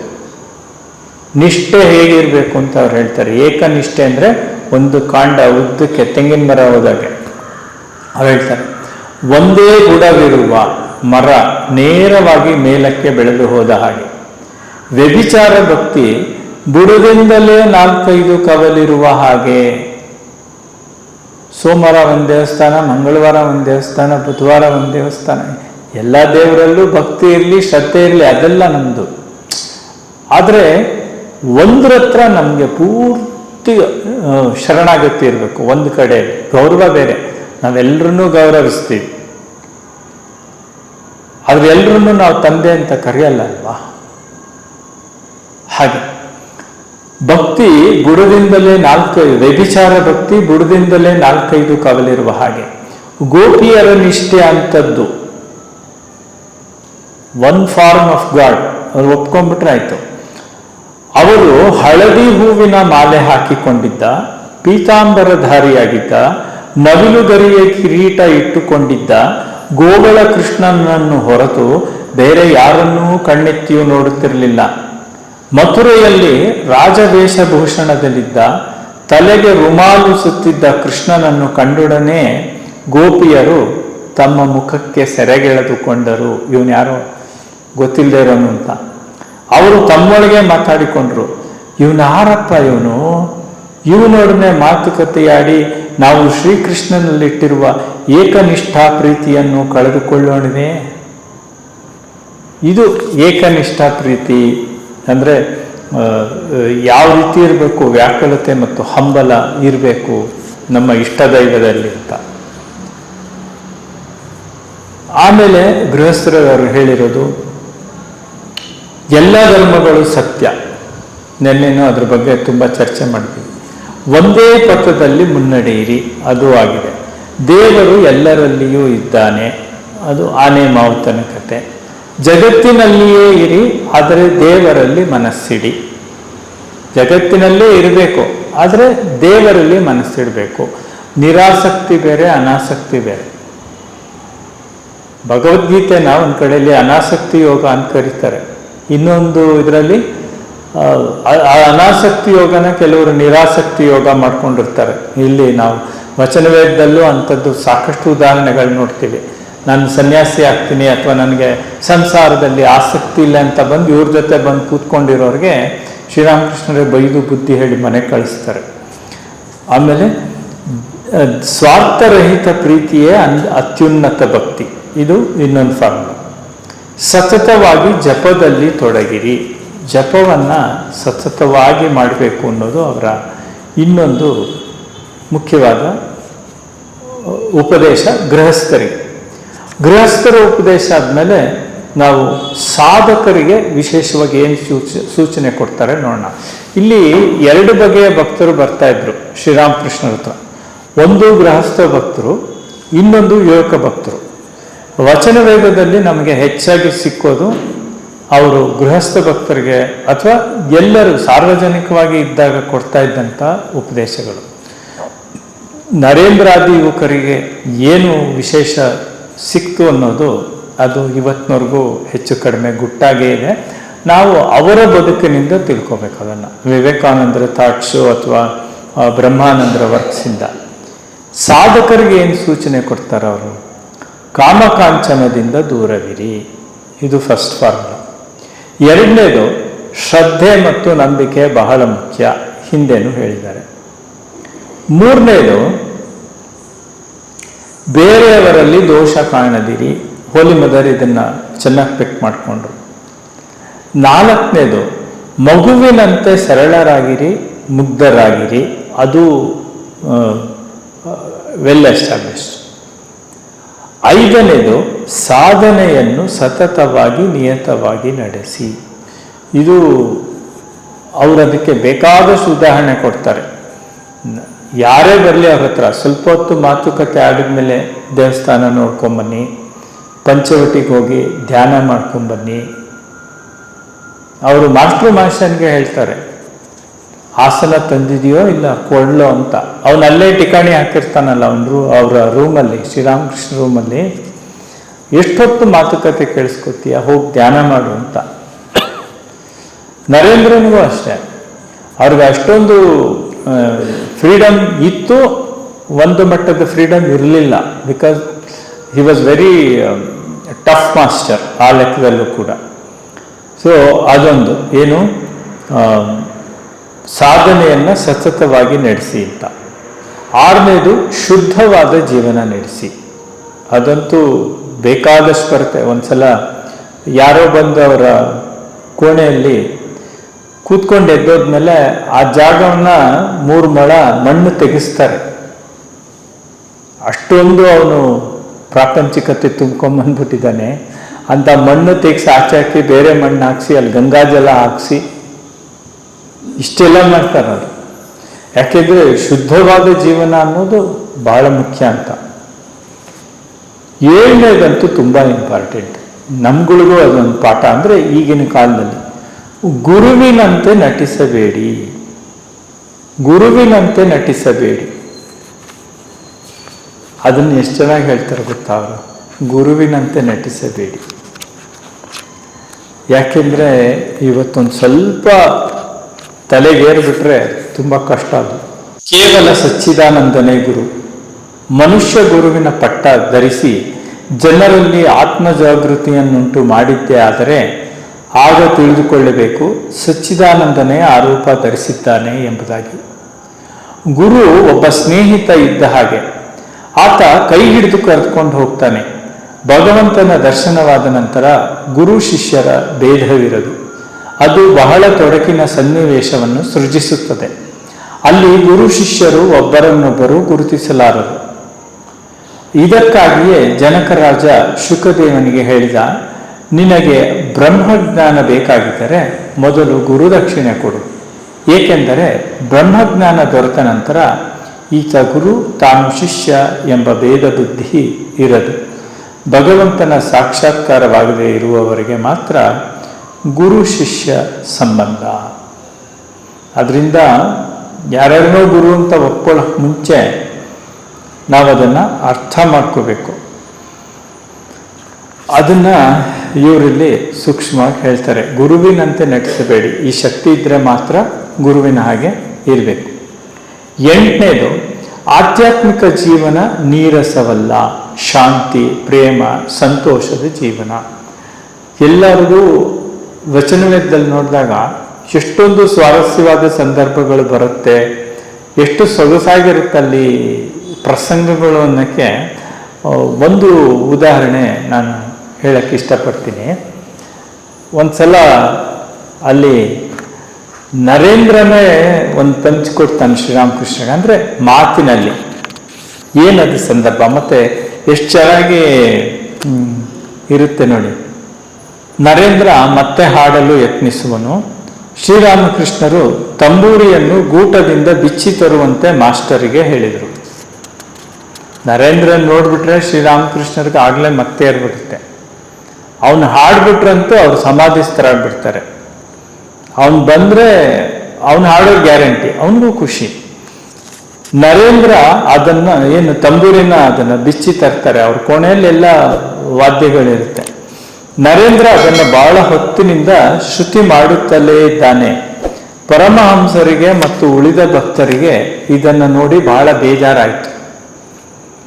ಆಗ ವಿನೋದ ಹೇಳ್ದ, ಇಂದು ಶ್ರುತಿ ಮಾಡೋ ಕೆಲಸವೇ, ಹಾಡೋದು ಇನ್ನೊಂದು ದಿನ. ಎಲ್ಲರೂ ನಗ್ತಾ ಇದ್ದಾರೆ. ಅಂದ್ರೆ ನಾನು ಹೇಳ್ತಾ ಇರೋದು, ಆಧ್ಯಾತ್ಮಿಕ ಜೀವನ ಅಥವಾ ಒಂದು ಪರಿಸರ ಖಂಡಿತ ನೀರಸ ಅಲ್ಲ. ಅಲ್ಲಿ ತುಂಬ ಸೊಗಸಿದೆ, ಆನಂದ ಇದೆ, ಶಾಂತಿ ಇದೆ, ನೆಮ್ಮದಿ ಇದೆ, ರಸಿಕತೆ ಇದೆ. ಈ ರಸಿಕತೆ ನೋಡಿ, ಶ್ರೀರಾಮಕೃಷ್ಣರು ಈ ಡೈಲಾಗ್ ಅವನು ಹೇಳ್ತಾನಲ್ಲ, ಇವತ್ತೆಲ್ಲ ಬರೀ ಒಂದು ಶ್ರುತಿ ಮಾಡ್ತಾ ಇರ್ತಾನೆ, ಹಾಡೋ ನಾಳೆ. ಶ್ರೀರಾಮಕೃಷ್ಣರು ನಗ್ತಿದ್ದಾರೆ ಮತ್ತು ಹೇಳ್ತಿದ್ದಾರೆ, ಆ ತಂಬೂರಿಯನ್ನ ಒಡೆದು ಪುಡಿ ಪುಡಿ ಮಾಡಿಬಿಡ್ಬೇಕು ಅನಿಸ್ತಾ ಇದೆ ನನಗೆ. ಏನಿದು ಇನ್ನು ಟೇಂಗ್ ಟೇಂಗ್ ಅಂತಲೇ ಇದ್ದಾನೆ. ಅದ್ರ ಮೇಲೆ ತಾನೇನು ಅಂತ ಅಭ್ಯಾಸ ಮಾಡ್ತಾನೆ ಅಂತ ಕಾಣುತ್ತೆ. ಅಂದ್ರೆ ಇವನು ಹಾಡೆಲ್ಲ ಬರೀ ಶ್ರುತಿ ಅಂತ. ಅವ್ರಿಗೆ ನಾಡ್ನೆ ಹೇಳಿದ್ನಲ್ಲ, ನರೇಂದ್ರನ್ ನೋಡ್ಬಿಟ್ರೆ ಅವ್ರಿಗೆ ವಿಲಾಯಿತಿ ಮದ್ಯ ನೋಡಿದಾಗ, ಒಬ್ಬ ವ್ಯಸನಿಗೆ ವಿಲಾಯಿತಿ ಮದ್ಯದ ಇದು ಶೀಶೆ ಎದುರಿಗೆ ಇಟ್ಬಿಟ್ರೆ ಹೇಗೋ, ಅದನ್ನ ಯಾವಾಗ ಓಪನ್ ಮಾಡ್ತೀನೋ, ಯಾವಾಗ ಅದನ್ನ ಕುಡಿದು ತೇಲಾಡ್ತೀನೋ ಅಂತ ಅವ್ರಿಗೆ ಅಂಥ ಭಗವನ್ ಮತ್ತು ಬರುತ್ತೆ ನರೇಂದ್ರನ್ ನೋಡ್ಬಿಟ್ರೆ. ಭವನಾಥ ಹೇಳ್ತಾನೆ, ಶ್ರೀರಾಮಕೃಷ್ಣರು ಈ ಥರ ತಮಾಷೆಗೆ ಅವರು ಜೊತೆಗೆ ಅಸಮಾಧಾನ, ಅವ್ರಿಗೆ ನರೇಂದ್ರ ಹಾಡ್ಬಿಡ್ಬೇಕು, ಅವರು ಕೇಳ್ಬಿಡ್ಬೇಕು. ಭವನಾಥ ಹೇಳ್ತಾನೆ ಅದಕ್ಕೆ, ಸಂಗೀತ ಆರಂಭವಾಗುವುದಕ್ಕೆ ಮುನ್ನ ಹೀಗೆಯೇ ಬೇಜಾರು ಆಗುತ್ತದೆ. ನಮ್ಗೊಂದ್ಸಲ ಆಗಿತ್ತು, ಯಾವುದು ಲಯಲಾವಣ್ಯ ಮಾಡಿದಾಗ ಶ್ರುತಿ ಮಾಡೋಕ್ಕೆ ನಾವೆಲ್ಲ ಊಟ ಮುಗಿಸ್ಕೊಂಬಂದ್ರು ಇನ್ನೂ ಶ್ರುತಿ ಆಗಿರ್ಲಿಲ್ಲ. ಮುನ್ನನ್ ಕೇಳಿದೆ ನಾನು, ಏನಿದ್ ಮುನ್ನ 3/4 ಗಂಟೆ ಆಯ್ತು ಕಾರ್ಯಕ್ರಮ ಯಾವಾಗ ಶುರು ಅಂತ. ಅಯ್ಯೋ ಸ್ವಲ್ಪ ತಡಿಯೋ, ಅದು ಪೂರ್ತಿ ಎಲ್ಲ ಶ್ರುತಿ ಆಗ್ಬೇಕು ಅಂದ್ರು. ಆ ಥರ ಸುಲಭ ಅಲ್ಲ ಅದು. ಭವನಾಥ ಹೇಳ್ತಾನೆ, ಸಂಗೀತ ಆರಂಭವಾಗುವುದಕ್ಕೆ ಮುನ್ನ ಹೀಗೆಯೇ ಬೇಜಾರಾಗುತ್ತದೆ. ನರೇಂದ್ರ ಇನ್ನೂ ಶ್ರುತಿ ಮಾಡ್ತಾನೆ ಹೇಳ್ತಾನಂತೆ, ಕಲೆ ಗೊತ್ತಿಲ್ಲದವ್ರಿಗೆ ಹಾಗಾಗುತ್ತೆ. ಕಲೆ ಗೊತ್ತಿಲ್ಲದೆ ಇರೋರಿಗೆ ಹಾಗಾಗುತ್ತೆ. ಅದಕ್ಕೆ ಶ್ರೀರಾಮಕೃಷ್ಣರು ಹೇಳ್ತಾರೆ, ನೋಡು ನೋಡು ನಮ್ಮ ಬಾಯಿಗಳನ್ನೆಲ್ಲ ಮುಚ್ಚಿಸ್ಬಿಟ್ಟ ಅಂತ. ಅಂದ್ರೆ ಆ ಒಂದು ಅವ್ರು ಯಾವಾಗಲೂ ಸಮಾಧಿ ಸ್ಥಿತಿಲಿರೋರು, ಭಗವಂತನ ಬಗ್ಗೆನೇ ಮಾತಾಡೋರು ಎಲ್ಲ ಸರಿ. ಆದರೆ ಜೀವನದ ಯಾವ ಸ್ವಾರಸ್ಯವನ್ನಾಗಲಿ, ಆ ಒಂದು ಮಧುರ ಸಂಬಂಧಗಳನ್ನಾಗಲಿ, ಮಾನವೀಯ ಒಂದು ಸಂವೇದನೆಗಳನ್ನಾಗಲಿ ಕಳ್ಕೊಂಡಿರ್ಲಿಲ್ಲ ಅವರು ಅಂತ. 9ನೇ ಅಂಶ ನಮಗೆ ನಿಮಗೆಲ್ಲ ತುಂಬ ಇಂಪಾರ್ಟೆಂಟು. ಯಾಕೆ ಗೊತ್ತಾ? ಗೃಹಸ್ಥರು ದೈವ ಸಾಕ್ಷಾತ್ಕಾರ ಪಡೆಯಬಹುದು. ಎಂಥ ಭರವಸೆ ನೋಡಿ ಇದು. ಗೃಹಸ್ಥರು ಕೂಡ ದೈವ ಸಾಕ್ಷಾತ್ಕಾರ ಪಡ್ಕೊಳ್ಬೋದು ಅಂತ. ಅದನ್ನ ಇನ್ನೆಷ್ಟು ಸೊಗಸಾಗಿ ಹೇಳಿದ್ದಾರೆ ಅಂತ ನೋಡೋಣ. ಇದು ಯಾವುದೋ ವ್ಯಕ್ತಿಯನ್ನ ಇದು ಮಾಡ್ಕೊಂಡು ಹೇಳೋದಲ್ಲ. ವಿದ್ಯಾರೂಪಿಣಿ ಹೆಂಡತಿಯೇ ನಿಜವಾದ ಸಹಧರ್ಮಿಣಿ. ಭಗವಂತನ ಕಡೆಗೆ ಹೋಗಲು ಪತಿಗೆ ಬಹಳವಾಗಿ ಸಹಾಯ ಮಾಡ್ತಾಳೆ. 1-2 ಮಕ್ಕಳಾದ ನಂತರ ಇಬ್ಬರು ಅಣ್ಣ ತಂಗಿಯರೋಪಾದಿಯಲ್ಲಿ ಇರ್ತಾರೆ. ಇಬ್ಬರೂ ಭಗವದ್ ಭಕ್ತರೇ, ಭಗವಂತನ ದಾಸದಾಸಿಯರೇ. ಇವರ ಸಂಸಾರ ವಿದ್ಯಾ ಸಂಸಾರ. ಭಗವಂತನೊಡನೆ ಮತ್ತು ಆತನ ಭಕ್ತರೊಡನೆ ಸದಾ ಆನಂದದಿಂದ ಇರುತ್ತಾರೆ. ಇವರಿಗೆ ಗೊತ್ತಿದೆ ಭಗವಂತನೇ ಏಕಮಾತ್ರ ಆತ್ಮೀಯ ಎಂದು, ಅನಾದಿ ಕಾಲದಿಂದ ಅನಂತ ಕಾಲದವರೆಗೆ ತಮ್ಮವನೇ ಎಂದು. ಸುಖದಲ್ಲಿ ದುಃಖದಲ್ಲಿ ಎಂದಿಗೂ ಆತನನ್ನು ಮರೆಯರು ಪಾಂಡವರಂತೆ. ನೆನ್ನೆನೂ ನೋಡಿದ್ವಿ ನಾವು, ಭಗವಂತನನ್ನ ನಮ್ಮ ಸುಖ ದುಃಖದಲ್ಲಿ ಸಾಕ್ಷಿಯಾಗಿಸ್ಕೊಳ್ಬೇಕು, ಒಂದಾಗಿಸ್ಕೊಳ್ಬೇಕು ಅಂತ. ಅದನ್ನ ಇವ್ರು ಹೇಳ್ತಾ ಇದ್ದಾರೆ. ಜೊತೆಗೆ ಸಂಸಾರಿಗಳ ಭಗವದನುರಾಗ ಬಹಳ ಕ್ಷಣಿಕವಾದದ್ದು. ಆ ಕ್ಷಣಿಕವಾದದ್ದು ಅನ್ನೋದಕ್ಕೊಂದು ಇಮೇಜ್ ಕೊಡ್ತಾರೆ. ಕಾದ ಬಾಣಲೆಯ ಮೇಲೆ ಬಿದ್ದ ಹನಿ ನೀರಿನ ಹಾಗೆ. ಕಾದಿರೋ ಬಾಂಡೆ ಮೇಲೆ ಹನಿ ನೀರು ಹಾಕಿದ್ರೆ ಹೇಗೆ ಅದು ಒಂದು ಕ್ಷಣದಲ್ಲಿ ಆವಿಯಾಗಿ ಹೋಗುತ್ತೆ, ಹಾಗೆ ಚರ್ ಅಂತ ಶಬ್ದ ಮಾಡಿ ಒಂದೇ ಕ್ಷಣದೊಳಗೆ ಒಣಗಿ ಹೋಗುತ್ತೆ. ಸಂಸಾರಿಗಳಿಗೆ ಭೋಗದ ಕಡೆ ಮನಸ್ಸಿರುತ್ತದೆ. ಆದ್ದರಿಂದ ಅವರಲ್ಲಿ ಭಗವಂತನಿಗಾಗಿ ಅನುರಾಗ, ವ್ಯಾಕುಲತೆ ಉಂಟಾಗುತ್ತಿಲ್ಲ. ಯಾಕೆ ಕಷ್ಟ ಆಗುತ್ತೆ ಸಂಸಾರಿಗಳಿಗೆ? ಅದಕ್ಕೆ ಇನ್ನೊಂದು ಉದಾಹರಣೆ ಕೊಡ್ತಾರೆ. ಏಕಾದಶಿಗಳಲ್ಲಿ 3 ವಿಧ. ಮೊದಲನೆಯದು ನಿರ್ಜಲ ಏಕಾದಶಿ. ಇದರಲ್ಲಿ ನೀರನ್ನು ಕುಡಿಯಕೂಡದು. ಇದೇ ರೀತಿಯಾಗಿ ಪೂರ್ಣತ್ಯಾಗಿ ಸನ್ಯಾಸಿ ಒಮ್ಮೆಗೆ ಎಲ್ಲ ಭೋಗಗಳನ್ನು ತ್ಯಜಿಸಿ ಬಿಡುತ್ತಾನೆ. ಎರಡನೆಯದರಲ್ಲಿ ಹಾಲು, ಸಂದೇಶ ತಿನ್ನುವುದು. ಇದೇ ರೀತಿಯಾಗಿ ಭಕ್ತ ತನ್ನ ಮನೆಯಲ್ಲಿ ಸಾಮಾನ್ಯ ಭೋಗ ವಸ್ತುಗಳನ್ನು ಇಟ್ಟುಕೊಂಡಿರ್ತಾನೆ. ಮೂರನೆಯ ಭಕ್ತ ಅವನು ಯಾವ ರೀತಿ ಏಕಾದಶಿ ಮಾಡ್ತಾನೆ ಅಂತ. ಮೂರನೆಯದು ಪೂರಿ ಪಲ್ಯ ತಿಂದು ಏಕಾದಶಿಯನ್ನು ಆಚರಿಸುವುದು. ಇದರಲ್ಲಿ ಹೊಟ್ಟೆ ಬಿರಿಯುವ ಹಾಗೆ ತಿನ್ನುವುದು. ಇದು ಸಾಲದೆಂದು ಒಂದೆರಡು ಚಿರೋಟಿಯನ್ನು ನೆನೆಸಿಟ್ಟುಕೊಂಡು ಸ್ವಲ್ಪ ಹೊತ್ತಾದ ನಂತರ ತಿನ್ನುವುದು. ಈ ಥರ 3 ಕ್ಯಾಟಗರೈಸ್ ಮಾಡ್ತಾರೆ ಅವರು. ಆಮೇಲೆ ಇನ್ನೊಂದು ಕಡೆ ಹೇಳ್ತಾರೆ ಅವರು, ಇದಕ್ಕೆ ಸಂಬಂಧಪಟ್ಟಾಗೆ ಹೇಗಿರಬೇಕು ಸಂಸಾರದಲ್ಲಿ ಅಂತ ಅವರು ಹೇಳ್ತಾರೆ. ಅದು ಒಂಥರ ಕಣ್ಣಿಗೆ ಕಟ್ಟತ್ತೆ ನಮಗೆ. ಇಷ್ಟೊಂದು ಅದ್ಭುತವಾಗಿ ಅವರು ಮನಃಶಾಸ್ತ್ರಜ್ಞರ ರೀತಿಯಲ್ಲಿ ಮಾತನಾಡ್ತಾರಲ್ಲ ಅಂತ. ನೀನು ಸಂಸಾರ ಜೀವನ ನಡೆಸಿಕೊಂಡು ಹೋಗ್ತಿದ್ದೀಯ, ಒಳ್ಳೆಯದೇ. ಇದು ಕೋಟೆಯೊಳಗಿನಿಂದ ಯುದ್ಧ. ಬಯಲಿನಲ್ಲಿ ನಿಂತು ಯುದ್ಧ ಮಾಡಿದ್ರೆ ಅನೇಕ ಅಸೌಕರ್ಯ, ವಿಪತ್ತು ಕಾದಿರುತ್ತದೆ. ಶರೀರದ ಮೇಲೆ ಗುಂಡು ಬಂದು ಬೀಳಬಹುದು. ಆದರೆ ಕೆಲವು ಕಾಲ ಏಕಾಂತದಲ್ಲಿ ಇದ್ದು ಭಗವಂತನ ಸಾಕ್ಷಾತ್ಕಾರ ಪಡೆದುಕೊಂಡು ಬಳಿಕ ಬಂದು ಸಂಸಾರದಲ್ಲಿ ಇರಬೇಕು. ಸಂಸಾರದಲ್ಲಿ ಇದೀವಿ ಅಂತ 24 ಗಂಟೆ ಸಂಸಾರದಲ್ಲೇ ಇರೋದಲ್ಲ. ಅವ್ರು ಹೇಳ್ತಾರಲ್ಲ, ಕೆಲವು ಕಾಲ ಏಕಾಂತದಲ್ಲಿ ಇದ್ದು ಭಗವಂತನ ಸಾಕ್ಷಾತ್ಕಾರ ಪಡೆದುಕೊಂಡು ಬಳಿಕ ಬಂದು ಸಂಸಾರದಲ್ಲಿ ಇರಬೇಕು. ಸಾಕ್ಷಾತ್ಕಾರ ಏನು ಒಂದಿನಕ್ಕೆ ಬರಲ್ಲ, ಆದ್ರಿಂದ ಸಾಧನೆಯಲ್ಲಿ ತೊಡಗಿದ್ದು ಆಮೇಲೆ ಬಂದು ಸಂಸಾರದಲ್ಲಿ ಇರಬೇಕು ಅಂತ ಅರ್ಥ ಮಾಡ್ಕೊಳ್ಳೋಣ.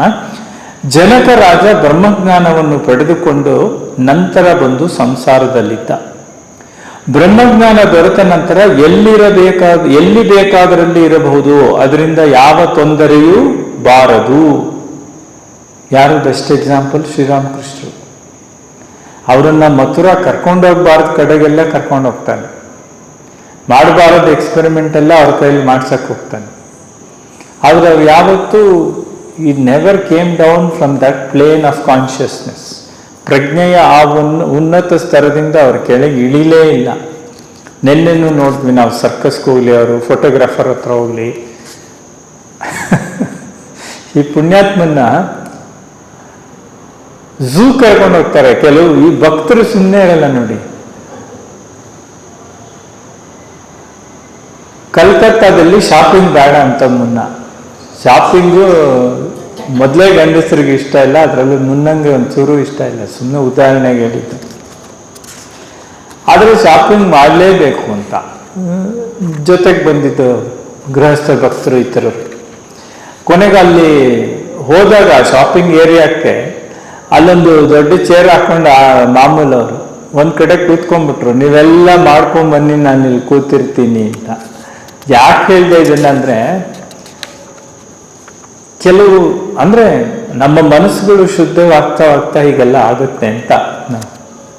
ನಮ್ಮ ವಲಯದವರಾದ್ರಿಂದ ನಿಮ್ಗೆ ಬೇಗ ಅರ್ಥ ಆಗುತ್ತೆ ಅಂತ ಹೇಳಿದೆ. ಶ್ರೀರಾಮಕೃಷ್ಣರನ್ನ ಅವರ ಒಬ್ಬರು ಗೃಹಸ್ಥರು ಭಕ್ತರೆಲ್ಲ ಸೇರಿ ಝೂ ಕರ್ಕೊಂಡು ಹೋಗ್ಬೇಕು ಅಂತ, ಎಂಟರ್ಟೈನ್ಮೆಂಟ್. ಇವ್ರು ಹೋಗ್ತಾರೆ, ಅಲ್ಲಿ ಸಿಂಹ ನೋಡ್ತಾರೆ ಅಷ್ಟೇ, ಸಮಾಧಿಸ್ಥರಾಗ್ಬಿಡ್ತಾರೆ. ಇನ್ಯಾವ ಪ್ರಾಣಿನೂ ನೋಡಲ್ಲ ಅವರು. ಯಾಕೆ ಅಂದ್ರೆ ಸಿಂಹ ದೇವಿಯ ವಾಹನ ಅಂದ್ರೆ ಅವ್ರು ಅಲ್ಲಿ ಹೋಗುತ್ತೆ ಅವ್ರ ಮನಸ್ಸು ದೇವಿ ಪಾದಗಳಿಗೆ ಗಂಟೆಗಟ್ಲೆ. ತಿರುಗಿ ಅವ್ರನ್ನ ವಾಪಸ್ ಇವ್ರು ಕರ್ಕೊಂಡ್ಬರೋದೇ ಇವ್ರಿಗೊಂದು ಸರ್ಕಸ್ ಆಯ್ತು. ಝೂ ತೋರ್ಸಕ್ ಹೋಗಿ ಇವ್ರು ಸರ್ಕಸ್ ಮಾಡಿದ್ರು.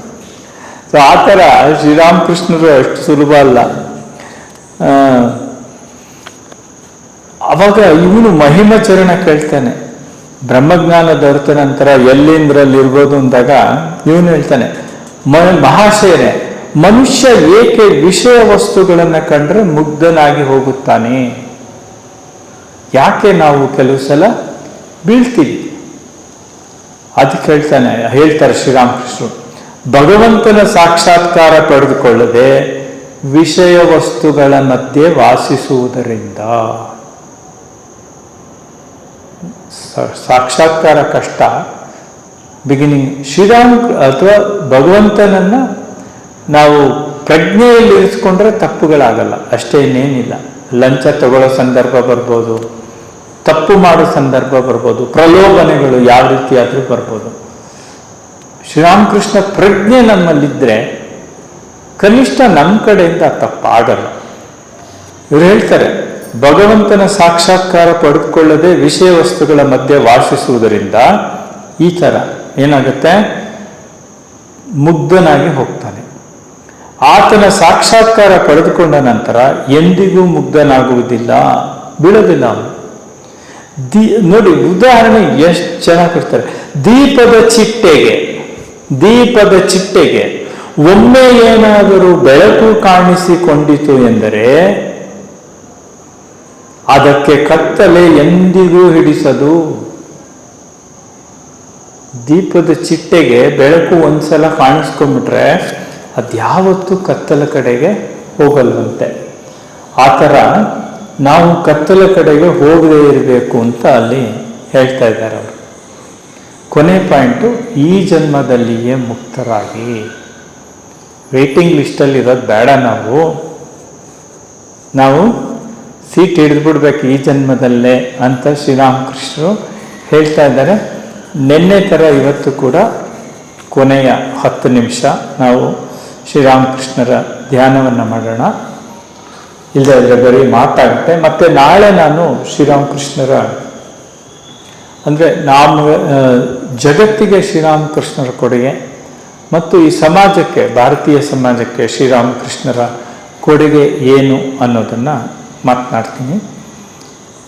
ಈಗ ನಾವೆಲ್ಲ ನಮ್ಮ ಬೆನ್ನು ಮೂಳೆ ಗಟ್ಟಿ ಇರೋ ಅಷ್ಟು, ನೇರ ಇರೋ ಅಷ್ಟು ನೆಟ್ಟಗೆ ಕುಳಿತುಕೊಳ್ಳೋಣ.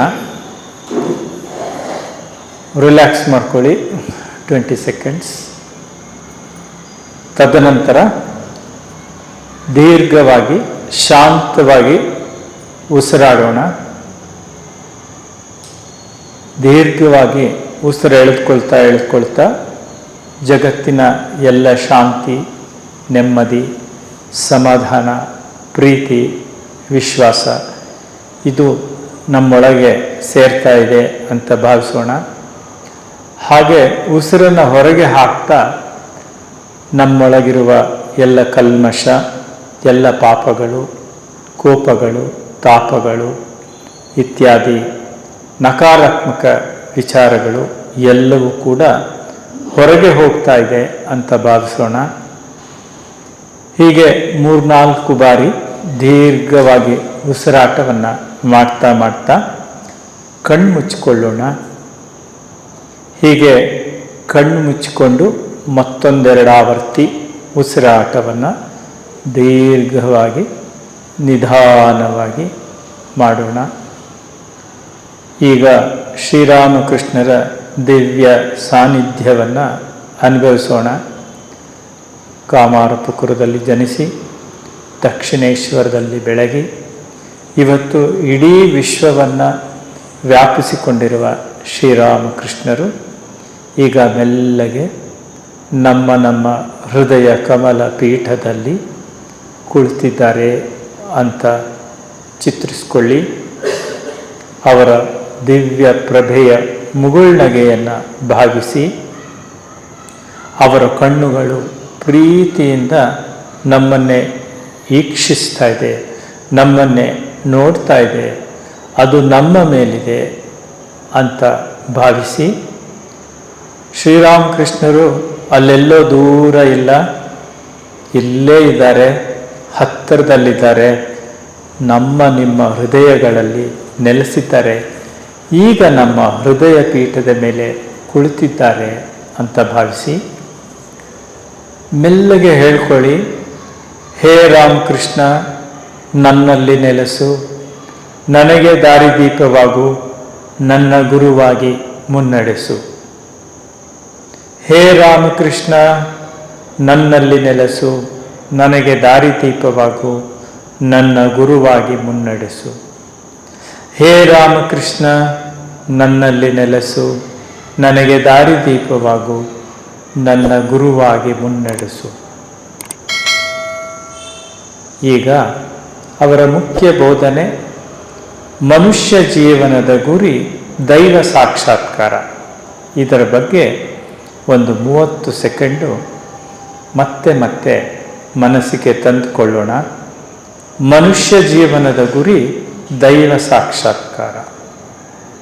ನಾನೊಬ್ಬ ಮನುಷ್ಯ, ಇದು ನನ್ನ ಜೀವನ, ಇದರ ಗುರಿ ದೈವ ಸಾಕ್ಷಾತ್ಕಾರ. ಮನುಷ್ಯ ಜೀವನದ ಗುರಿ ದೈವ ಸಾಕ್ಷಾತ್ಕಾರ. ಹಾಗೆ ನಮ್ಮನ್ನು ನಾವು ಪ್ರಶ್ನೆ ಮಾಡಿಕೊಳ್ಳೋಣ. ನಾನು ಈ ಗುರಿಯನ್ನು ನಿತ್ಯವೂ ನೆನೆಸ್ಕೊಳ್ತಾ ಇದ್ದೀನಾ? ನನ್ನ ಗುರಿ ದೈವ ಸಾಕ್ಷಾತ್ಕಾರ ಅನ್ನೋದನ್ನು ನಿತ್ಯ ನೆನೆಸ್ಕೊಳ್ತಾ ಇದ್ದೀನಾ? ಈ ಗುರಿಯ ನೆನಪು ನನಗೆ ಕಾಡ್ತಾ ಇದೆಯಾ? ಮತ್ತೊಂದು ಪ್ರಶ್ನೆ, ನಾನು ಹೃದಯಪೂರ್ವಕವಾಗಿ ದೇವರನ್ನು ಬಯಸಲು ಅಡ್ಡಿಯಾಗುತ್ತಾ ಇರೋ ಕಾರಣಗಳೇನು? ನಾನು ಹೃದಯಪೂರ್ವಕವಾಗಿ ದೇವರನ್ನು ಕಾಣಬೇಕು ಅಂತ ಬಯಸ್ತಾ ಇರೋದಕ್ಕೆ ಅಡ್ಡಿ ಆಗ್ತಾ ಇರುವ ಕಾರಣಗಳೇನು? ನನ್ನ ಗುರಿ ತಲುಪಲು ಅಡ್ಡಿಯಾಗಿರುವ ಕಾರಣಗಳೇನು? ಈಗ ಹೇಳ್ಕೊಳ್ಳಿ. ಹೇ ಶ್ರೀರಾಮಕೃಷ್ಣ, ಹೇ ಶ್ರೀರಾಮಕೃಷ್ಣ, ನಿನ್ನನ್ನು ನಾನು ಹೃತ್ಪೂರ್ವಕವಾಗಿ ಪ್ರೀತಿಸುವಂತೆ ಆಗಲಿ. ನಿನ್ನನ್ನು ನಾನು ಹೃತ್ಪೂರ್ವಕವಾಗಿ ಪ್ರೀತಿಸುವಂತೆ ಆಗಲಿ. ನನ್ನ ಸುಖ ದುಃಖಗಳಲ್ಲಿ ನಿನ್ನ ನೆನಪಾಗಲಿ. ನನ್ನ ಸುಖ ದುಃಖಗಳಲ್ಲಿ ನಿನ್ನ ನೆನಪಾಗಲಿ. ಎಲ್ಲ ಜೀವಿಗಳಲ್ಲಿ ನಿನ್ನನ್ನೇ ನೋಡುವಂತಾಗಲಿ. ಎಲ್ಲ ಜೀವಿಗಳಲ್ಲಿ ನಿನ್ನನ್ನೇ ನೋಡುವಂತಾಗಲಿ. ಹೇ ಶ್ರೀರಾಮಕೃಷ್ಣ, ನಿನ್ನನ್ನು ನಾನು ಹೃತ್ಪೂರ್ವಕವಾಗಿ ಪ್ರೀತಿಸುವಂತಾಗಲಿ. ನನ್ನ ಸುಖ ದುಃಖಗಳಲ್ಲಿ ನಿನ್ನ ನೆನಪಾಗಲಿ. ಎಲ್ಲ ಜೀವಿಗಳಲ್ಲಿ ನಿನ್ನನ್ನೇ ನೋಡುವಂತಾಗಲಿ. ಇದನ್ನು ಹೇಳ್ಕೊಳ್ತಾ ಹಾಗೆ ಕಣ್ಮುಚ್ಚಿ ದೀರ್ಘವಾಗಿ ಉಸಿರಾಡ್ತಾ 108 ಬಾರಿ ಇಷ್ಟ ದೈವದ ನಾಮ ಜಪ ಮಾಡೋಣ. ನಮಗೆ ಮಂತ್ರ ದೀಕ್ಷೆ ಆಗಿದ್ದರೆ ಆ ಮಂತ್ರವನ್ನು ಬಳಸ್ಕೊಂಡು ಕೈ ಬೆರಳನ್ನು ಬಳಸಿ 108, ಇಲ್ಲದೇ ಇದ್ದರೆ ಇಷ್ಟ ದೈವದ ನಾಮ ಜಪ.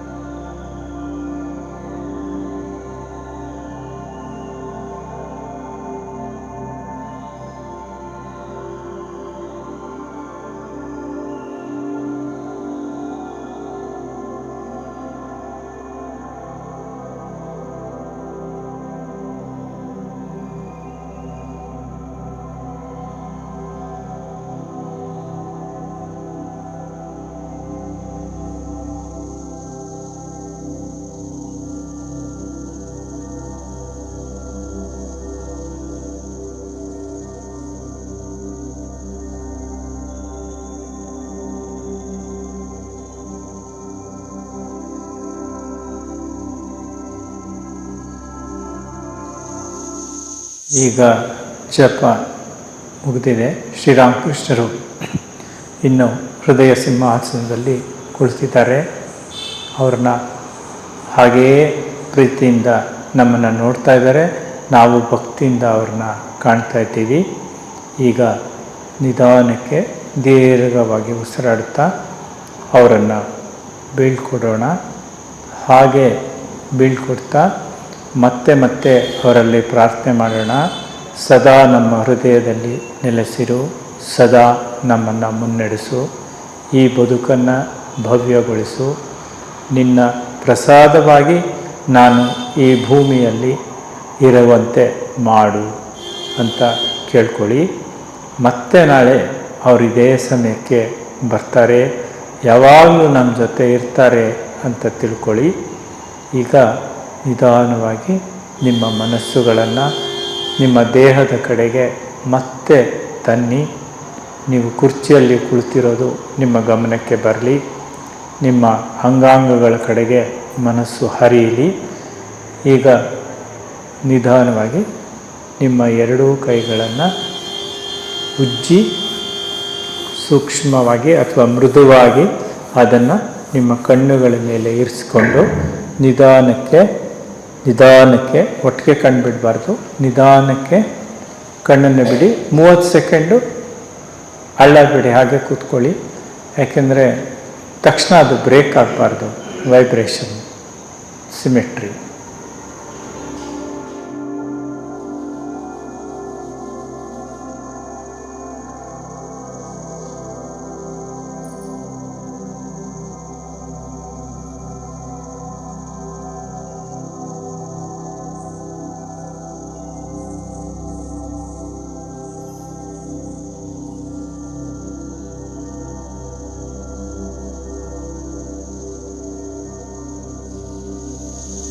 ಎಲ್ರಿಗೂ ನಮಸ್ಕಾರ. ಮತ್ತೆ ನಾಳೆ ಸಂಜೆ ಭೇಟಿಯಾಗೋಣ.